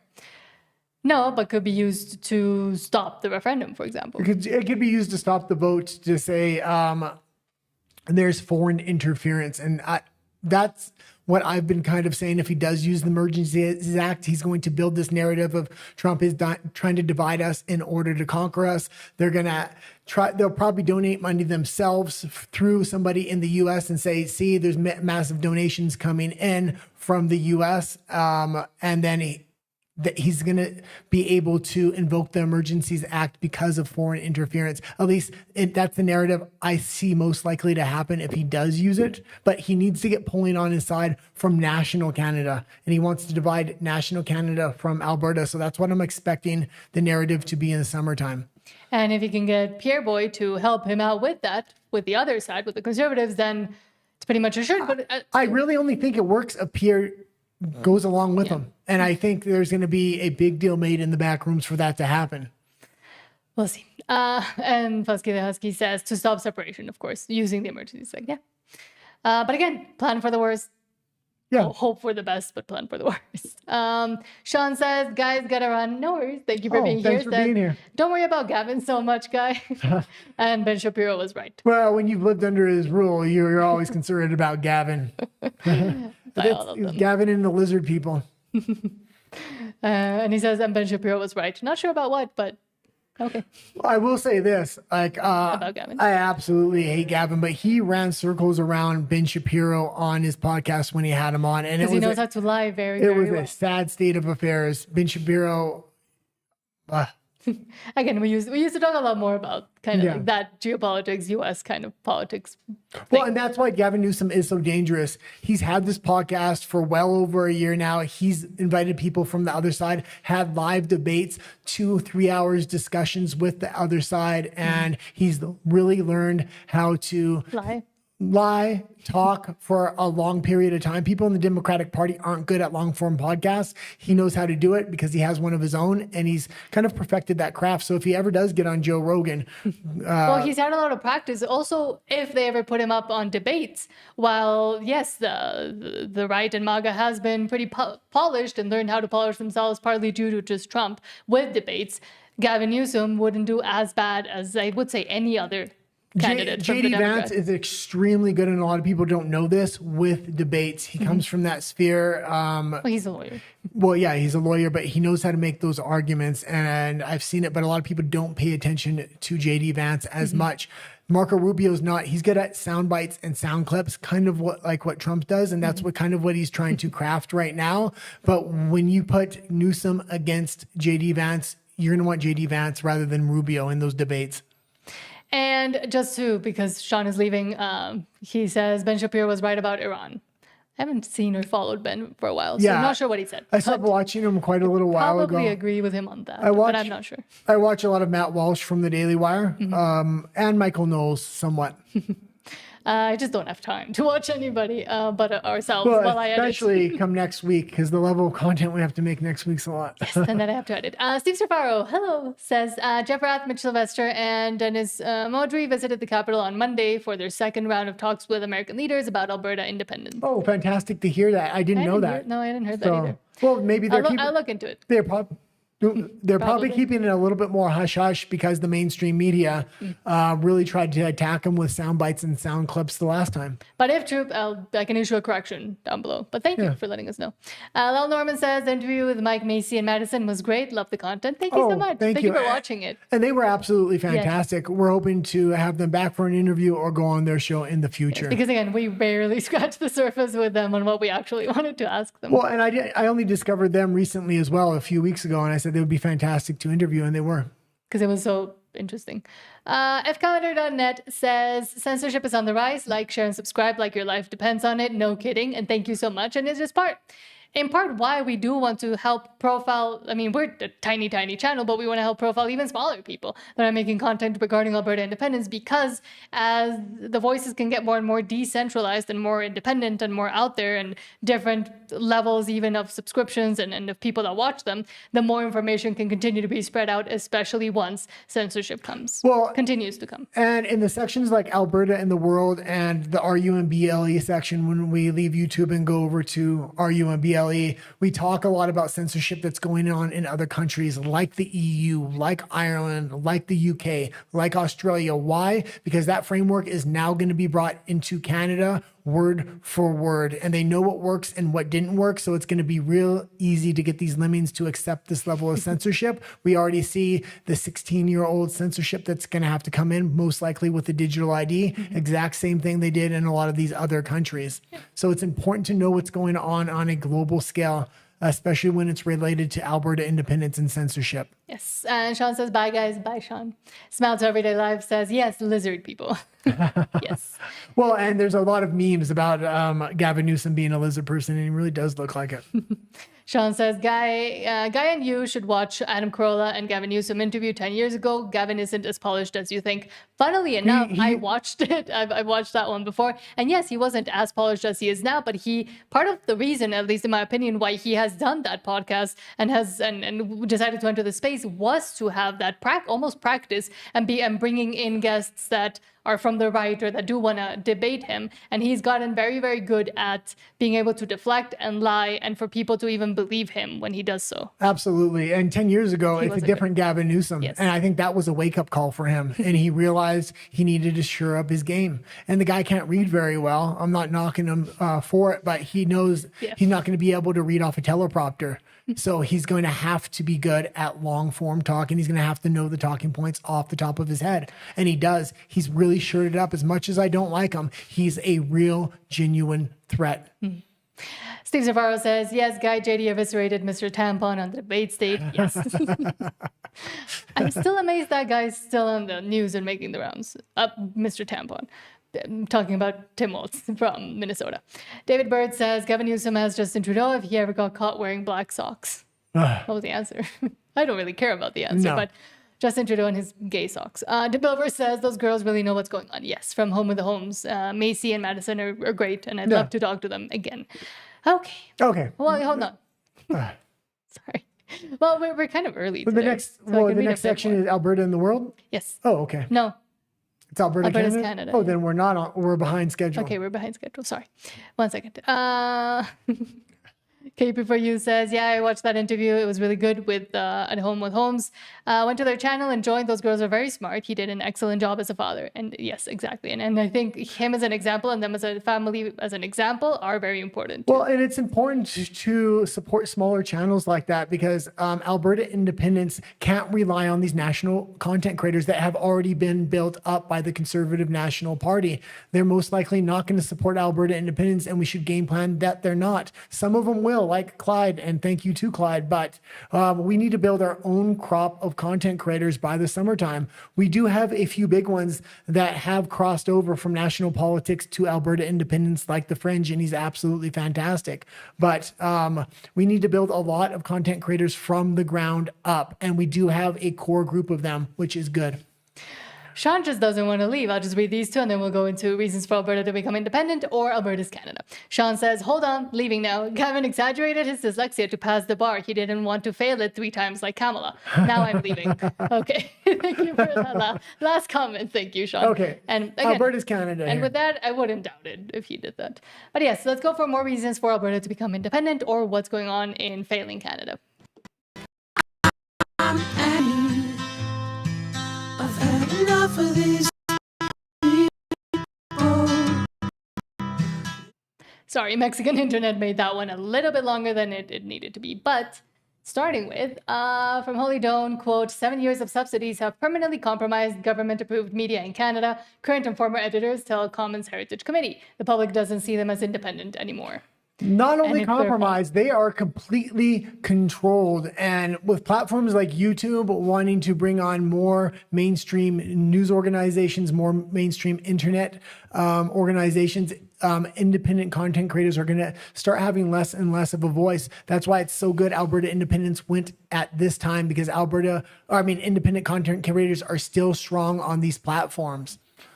But yeah, everybody knows what the story is with the mainstream narrative. The question is there going to be a crossover with national conservative content creators going after Alberta independence? That's the big unknown going into the summertime. And again, even if people might not love them or love all they do, Rebel News did an awesome and excellent job being able to help uncover how much the mainstream media in Canada is actually subsidized and how much they're paid to continue propelling the narratives from the federal government and how many people actually believe it. Yeah, Rebel News is absolutely fantastic because they give a voice to all of Canada and they're reporting on things that aren't reported on, and they have a strong contingent of reporters in Alberta, and even the reporters that aren't from Alberta seem to be extremely interested in Alberta independence and are coming to Alberta to profile a lot of stuff. We profiled last night, oh God, what's that guy's name with the crazy hair? Mocha. Yeah, Mocha was reporting on a lot of mining situation that was going on in Alberta that would have had no media coverage if it wasn't for him. So thank you. And he's been following that story for a while now too. Yeah. So that's great to see.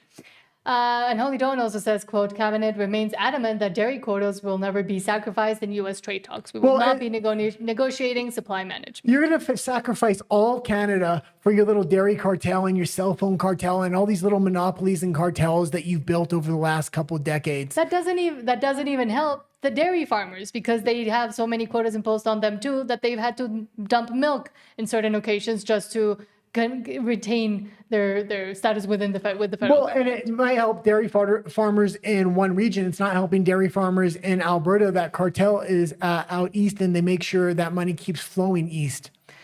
But again, and I think it was Rebel News that reported on that story of the milk dumping, that they were being forced to dump milk, even though there was a shortage of milk, and yet they didn't want to allow imports from the U.S. Well, with all these regulations, the federal government really has price controls on milk. They can make it go up, they can make it go down, and they have lab-grown milk coming out now that they say is 10 times cheaper. They're going to start regulating a lot of organic milk out of production. And when they do that, a lot of these dairy farmers with these dairy cartels that were lining their pockets for decades are going to be really upset that they didn't see it coming. And again, it sounds insane that, oh yeah, they're bringing fake milk. We've reported on it quite a couple of times now about the fake meat and the fake milk that they're planning to make in labs and then not even label as fake or as being added into the real stuff within Canada. Well, and fake milk is far more dangerous because if they don't have to label it, it's going to be far easier to pass it off as real milk. With meat, you can tell at this point.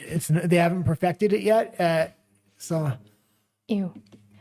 Keith Wilson says, quote, the CFIB is warning that job creators are leaving and more are preparing to go. That means fewer jobs for our kids, fewer higher income taxpayers carrying the load, and a steady slide towards economic failure. Ottawa refuses to scrap anti-development laws, won't control spending, won't lower the cost of living, and won't make structural changes to give Alberta a real voice. And neither Ottawa nor Alberta Federalists have any plan to restore hope or prosperity. Only Alberta independence offers a path forward. Sign the petition and vote on October 19th. Our kids' future and your future depends on it. And Dan Kelly says, yes, more businesses have been closing than opening in Canada. It's time to admit it. We're in an entrepreneurial drought. Yeah, and we know this. We've been in an entrepreneurial drought for the last 12 years now. More than that. Like, good on Keith Wilson for pointing out things that are happening in national Canada as well as Alberta, because a lot of these things that are happening in national Canada, we need to point out that it's not a decision if Alberta is going to separate. You're asking people, do you want to stick with Canada? And where is that horse going? It's going in the wrong direction. It's headed straight into the forest fire. But also and speaking of the national paid off media and the federal government, they kept trying to lie about how many people were leaving, but also how many jobs were being created and who they were going to, and trying to use job creation, especially within the government itself, as excuses to say, no, we're doing fine. We're created so many more jobs. Yes, that all respondent work for that are just government jobs. Well, we shown the article just a moment ago that the mainstream media is completely controlled, but anytime they can find a story about American immigrating to the United States, they try to sell it like Americans are fleeing Trump and coming in mass to Canada. We showed the statistics on that. The graph was here for Canadians fleeing to the U.S., and it was about this big for Americans going to Canada. Even Americans know, for the most part, do not flee to Canada if you don't like what's going on in the United States. And you do get a few crazy liberals here or there that think Donald Trump is going to destroy the U.S. or something crazy. And even that immigration plan that they came out with not that long ago that we also reported on about, Canadian heritage people now can apply for Canadian citizenship because they need more of those people too to come over to Canada. But most people in the U.S. know that they're doing a lot better there still than they would ever do in Canada. Yeah. They're not that. I mean, some of them are dumb, but they're not that dumb.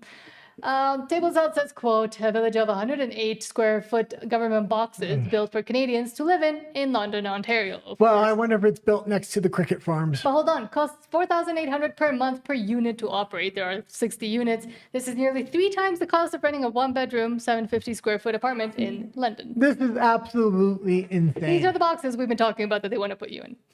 Well, and this isn't the first time we've profiled the boxes. They have shipping containers for old people. And so they can freeze to death if they don't want to take the maid. Claims the project has successfully reduced encampments and improved the lives of residents. The report reveals the shelter cost $3.3 million to build and requires $288,000 a month to operate. 68 people now live at the site, while 16 residents have left because it wasn't a good fit. The report... That's not actually fix the issues that cause homelessness or the policies that we've implemented that cause and continue to exacerbate homelessness. Let's just stick them in boxes and hope they stay there. But of course they won't, because the main root issues are never fixed. That's why in Vancouver, so many people decline housing that are homeless because it's not a good fit. What are you talking about? The Liberal government here is building a nice community. Community living. report indicates there's been overall positive feedback from residents who credit improved safety and access to services supporting physical and mental health. Claims the project has successfully reduced... That's like, and it's not so much that, well, it's every part of it. They're putting them in these shoebox boxes, but paying $4,800 per box per month is an insane amount of money. That again could be way better allocated and could go into resources to actually help with the core root issues. This was something I was very annoyed at with Vancouver, that it's the homeless industrial complex that just keeps going round and round and benefiting those at the top that get to manage. Yeah, but if you do that and you allocate the resources properly, the politicians don't get to line their pockets. And then how are they going to get reelected? Exactly. Come on. Same as in California. We've talked about these issues a lot of times. Sorry if you're new here. It exasperates me. Keith Wilson says, quote, 30 million of taxpayer money for regenerative seascapes in Africa. This is what happens when Ottawa treats taxpayer money like monopoly cash. It almost looks like it. Without Alberta's contributions, Ottawa would finally have to budget responsibly and focus on real priorities. Because Andely says, Canadian taxpayers donated $30 million to support the establishment of a network of sustainable, resilient, and inclusive seascapes in Africa. What's a seascape? Well, and $30 million might seem like a small price tag, but when you're comparing it to the billions they gave over to foreign wars. And the train. But this stuff adds up, and this could be used to build massive infrastructure projects. Hold on. I want to see the description because I don't even know what they mean.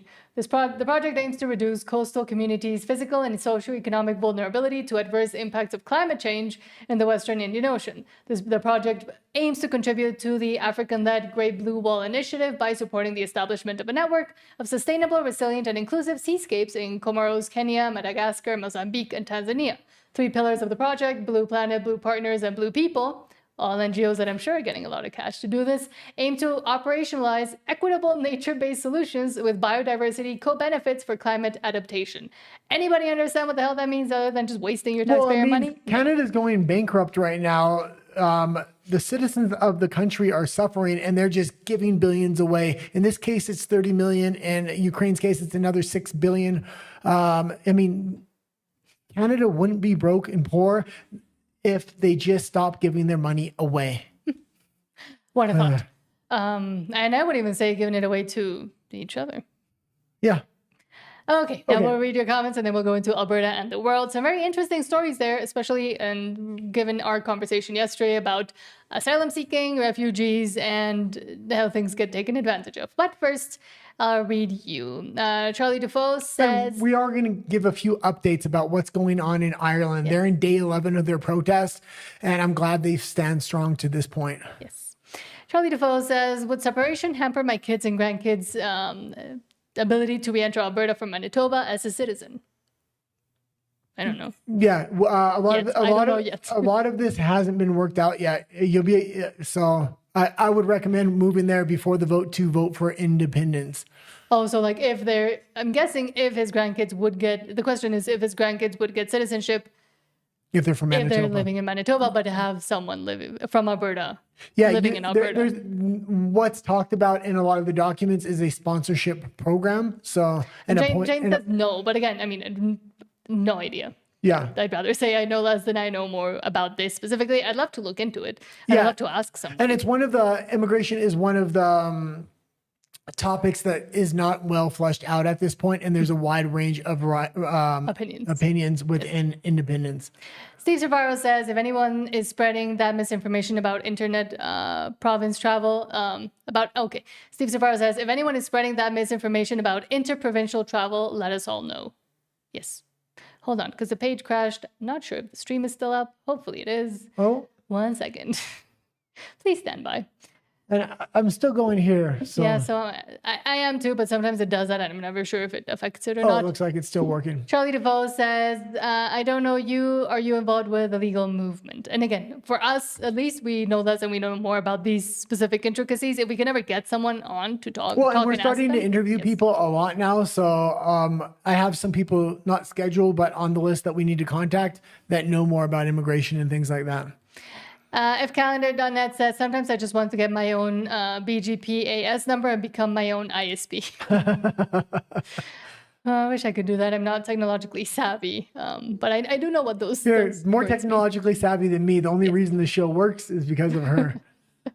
Fusky the Husky says, I bet you can't get one without a jab and a digital ID, a box. Yeah. Yeah, of course. Oh, absolutely. And Fusky also says you will be hunting for food by 2030. They won't let you because now they're going to have that 30 by 30 plan where they control all the natural resources. They want to make sure you can't hunt or fish for food unless you're from the BIPOC community, because we're seeing Indians en masse fish in a lot of these rivers and nothing's being done. Mm-hmm. Charlie DeVoe says... when I say Indians, I mean Indians from India. Yes. Because First Nations have the right to fish in a lot of the rivers. Dot, not feather. Yeah. Charlie Defoe said, I'm a hunter. My kids are hunters. My grandkids are hunters. No problem. Mm-hmm. Hopefully.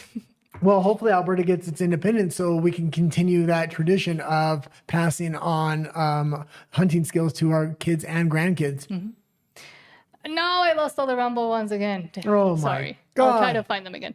Lyle Norman says, we already have trailer parks, LOL. Well, yeah, but now, and as Lyle says, now it's box parks. Without the park, because that was all gravel too. Yeah, pretty soon it's going to be the little box coffins that they have in Japan. Well, it's going to be made. Yeah. Actual coffins. That's what they're just waiting for and hoping for, because that's faster and easier and probably cheaper. James B says, what legal movement are you referring to? Asking Charlie Defoe. And I'm guessing the legal movement of interprovincial travel, country travel. I would say once Alberta becomes independent. Yeah. That one, I think. I'm not sure. And now I can't go to the RUMBLE ones because they all got erased. Oh my gosh. So sorry. Let me try to find them. Well, let me see if they're still going to be on here for me. Oh, actually, I'll wait to after. Why don't we just continue on with the show and then we'll read them when we go over to RUMBLE if they're available. Let me see. Let's continue with the show. Let me just try to pull it up just to see. Oh, they do show up here. Can you hear? Let me see. Yes, you can. Sorry. That was our voices. I was just bringing it up. Just read a couple and then we're going to go on to Alberta and the World because we're running short on time. Sorry. I just wanted to bring them up. Hold on. Let me pop it up. Okay. Hold on. Rusty Wiener says, hi all. Hello. Weiner. Sorry. Wiener. I always say it wrong. Rusty says, based on the rules, the NDP running this counter opposition with taxpayer funds is super illegal. I'd love to look into it, but I mean, if so, hopefully something gets done about it. And KP4U says there should be no pipelines or any other projects until after the referendum, 100% now. Yeah, and I think that's the sentiment from everybody in Alberta independence. Okay, now moving on. Hold on. Oh, hold on. fcalendar.net says, you will own nothing and you will be happy. And you will eat the bugs. Don't forget about the bugs. The bugs, yes. Here in Mexico, we do eat bugs. I do like crickets and I do like worms, but I'm just weird. There was a story that we covered when we were still living in Canada and talking a lot about Canadian politics where a guy was paddling upriver and he came along, two guys in hazmat suits dumping big buckets of toxic chemicals into a very remote river. And these guys didn't think anybody was going to happen upon them. And they had a RCMP officer an armed RCMP officer guarding them as well. And it ended up being a scandal that didn't get the national exposure that it wanted. They said there was an invasive species in the river. So what they did was poison the river to get rid of the invasive species, but it got rid of all the species in the river. And then they were trying to hide it and not let anybody film it and attempting to or threatening with arrest anybody that wanted to report on it. Yeah. So we figured that was a perfect time to report on it. Yes. But now let's move on to Alberta and the world and some updates as well. Yeah.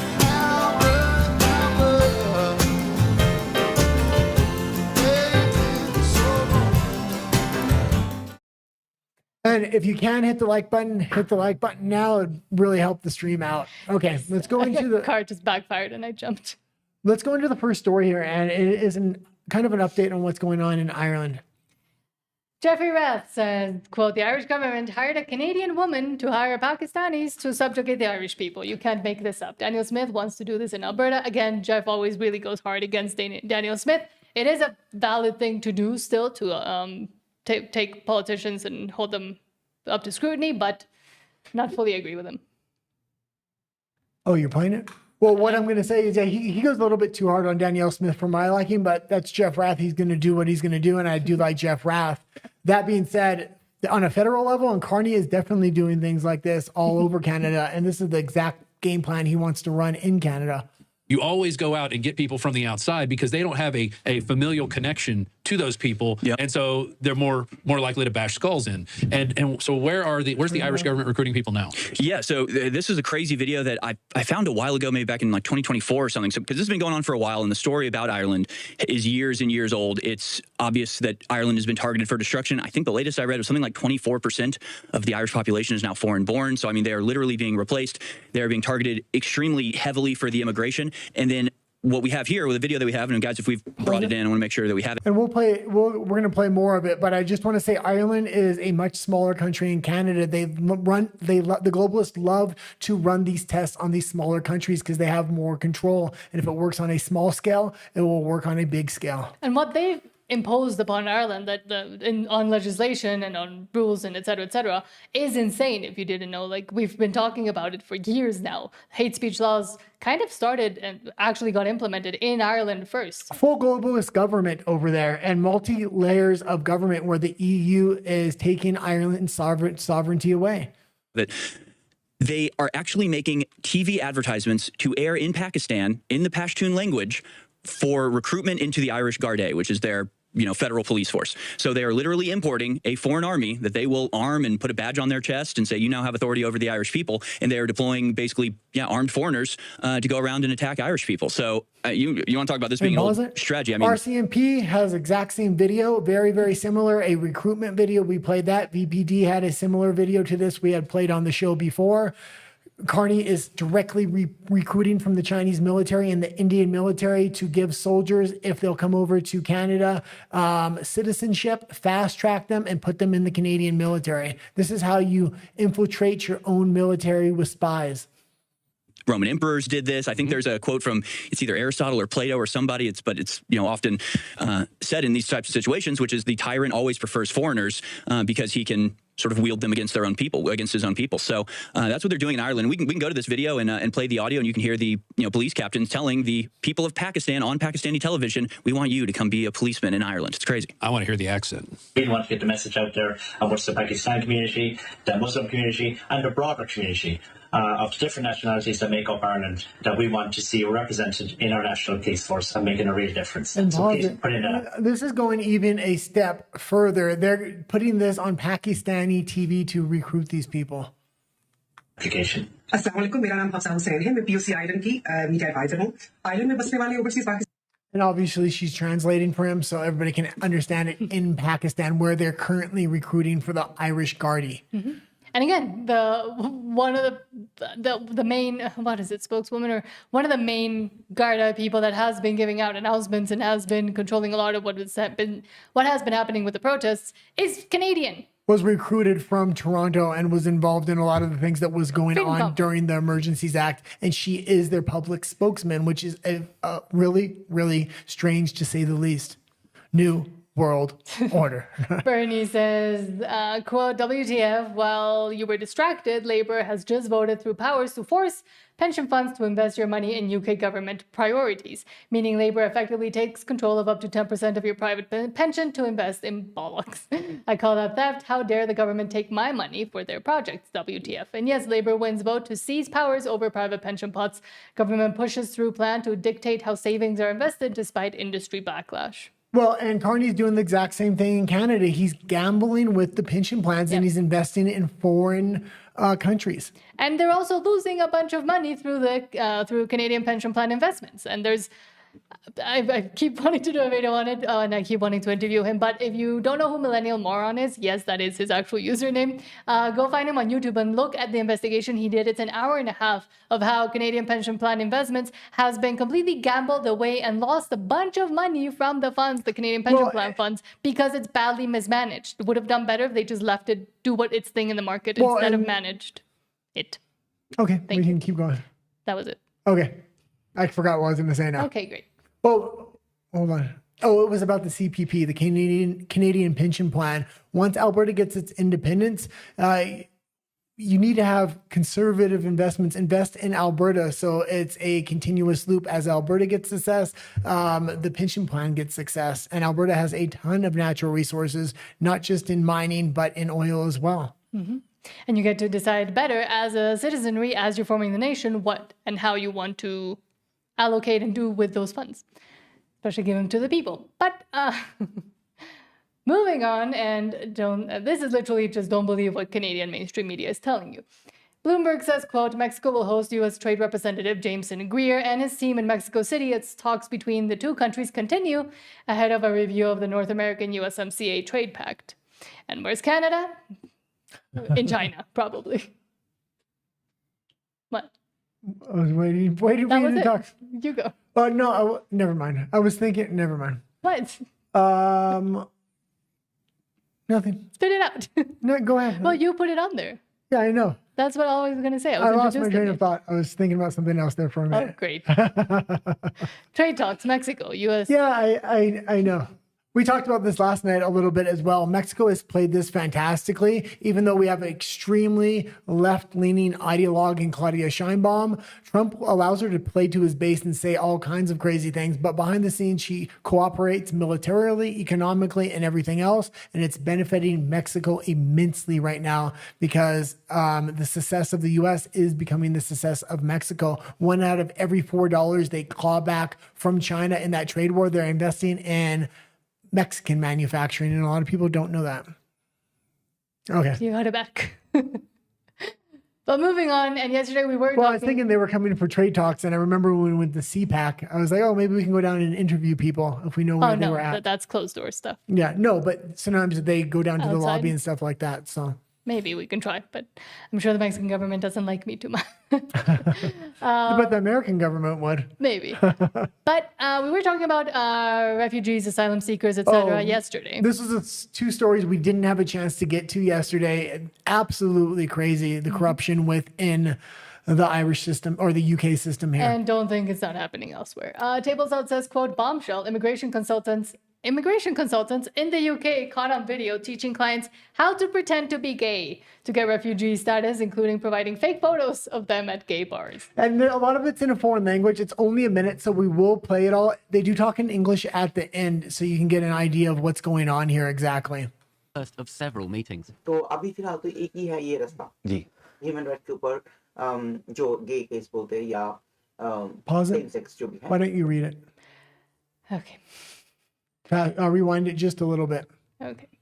Because a lot of people just listen on audio, so I want them to know what's going on here.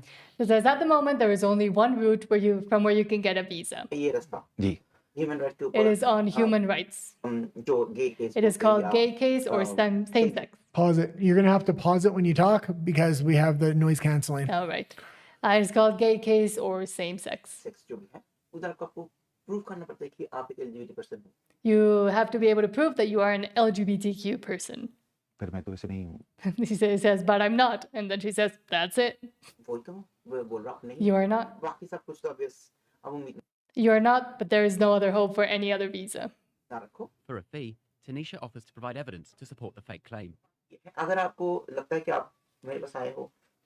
And the approach we will take is I will prepare you for the interview तो मैं इस तरह का आपको करना है तो ये मैं आपको फुल पैकेज में आपके साथ by compiling a comprehensive package for you, तो क्लबिंग की पिक्चर्स बोले और इधर-उधर की evidence including various pictures of you at clubs, IDs, and other things to verify you're gay, so that you are completely ready when I send you in. In clubs, are they going to turn them gay so they have the photos? I'm sure this person would not be very happy about that. तैयार करके interview के लिए भेजूं क्यों है. Anna Gonzalez is an immigration lawyer with more than 2 decades experience working on human rights cases. This is the very last thing an advisor should be doing. So this person is breaking the law, is committing fraud by manufacturing a claim to give to this person, an oven-ready claim, so to speak. Tanisha Khan denies all wrongdoing and said there'd been communication difficulties because she's not a fluent Urdu speaker. The Home Office said anyone found trying to exploit the system will face the full force of the law. Will they, or will they get clapped and applauded and again, given a bunch of if money? you claim you're LGBTQ, you can claim refugee status if you're from a lot of certain countries because of the specialty group protected class rights that they have, which is absolutely ridiculous to claim refugee status for that. And again, interestingly, that clip is from the BBC. I do believe it's from a while ago, but still, this has been happening for a long time, and it's been even further ignored currently. Well, that one's a little bit muddled because we had to read through it and stuff. So we got something that is a little bit more in your face, and it's like, holy shit, did he realize what he just said? So you're gonna watch this all the way through, and at the end is where I would say the punchline comes. This Churchill says, this is Ireland, fake gay asylum scam. And this is huge. The fake gay asylum scam specifically in Ireland is massive right now. There's been a lot of reporting coming from on the ground out of Ireland about this. Okay, so you're fleeing war. Excuse me? Are you fleeing war? Yeah, prosecution. Prosecution? Yeah. Where? Nigeria. There's war in Nigeria? No, it's a sexuality thing. Sexuality? Yeah. Sorry, I don't understand. Where I come from, if you are bisexual or homosexual, you get killed. So you're gay? Yeah, you have to take off. Yes. Okay. And how are you finding Letterkenny? Are you settling in well? Oh, lovely. Okay. Are you working? Not yet, still looking for. And where are you staying? It's just beside the Margetigans over there. And all paid for? All sorted by the government? Government, yes. Great government. Oh, fantastic. This is the land of Tien and Og. 1,000 welcomes. Yes, Kukulin said come and we're here. And you're out on a Saturday night? Oh, but of course, we're going to have fun out there. You're happy in Ireland? This is Erin. And have you got family at home? Oh, yes, I do. So what have you got at home? My wife and 2 kids, 2 sons. Your wife? Your wife and 2 kids? Well, he might be bisexual, he said. He said being gay, bisexual, they kill you. Yeah, and it's great if you're a migrant and everything's paid for. You got your hotel. You have like 4-star meals served morning, noon, and night. If you're an actual Irish citizen right now, you're breaking your back to pay for these migrant hotels and all this food. And that's why there's Canadian so or many UK. people upset. And these migrants aren't in the street protesting with the citizens of that country for the injustice that the government is putting upon them. Exactly. And that's the last story for RUMBLE. We're going to read the comments for YouTube. We're going to read the comments and then we're going to head over to RUMBLE. Yes, and as I was saying yesterday, a lot of Canadians and first world countries, I will say, have been taken advantage of by people that know that they can't take advantage of them, and then unfortunately, most of the citizens, most of the lemmings are like, no, but they actually believe a lot of this stuff and they don't want to see reality for what it is. And they don't want to adjudicate humanity even to other people. And they don't think, they would never do this. You have to put it in the context that it deserves to be in. It's not like, this one man took advantage of the system. We showed in the clip before. It's the NGOs and the government itself going out to these people's houses, coaching them exactly what they have to do and have to say. It's system-wide corruption. These countries are being attacked from the inside out through immigration, legal immigration.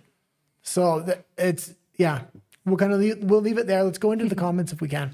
James B says, like button, guys. Thank you so much, James B. Charlie Defoe says, well, I guess you answered my questions. You're not sure on the route to legal Alberta freedoms quite yet. No. Yeah. But the notion of a free and independent Alberta opens the door to be able to answer all of those questions. Yeah.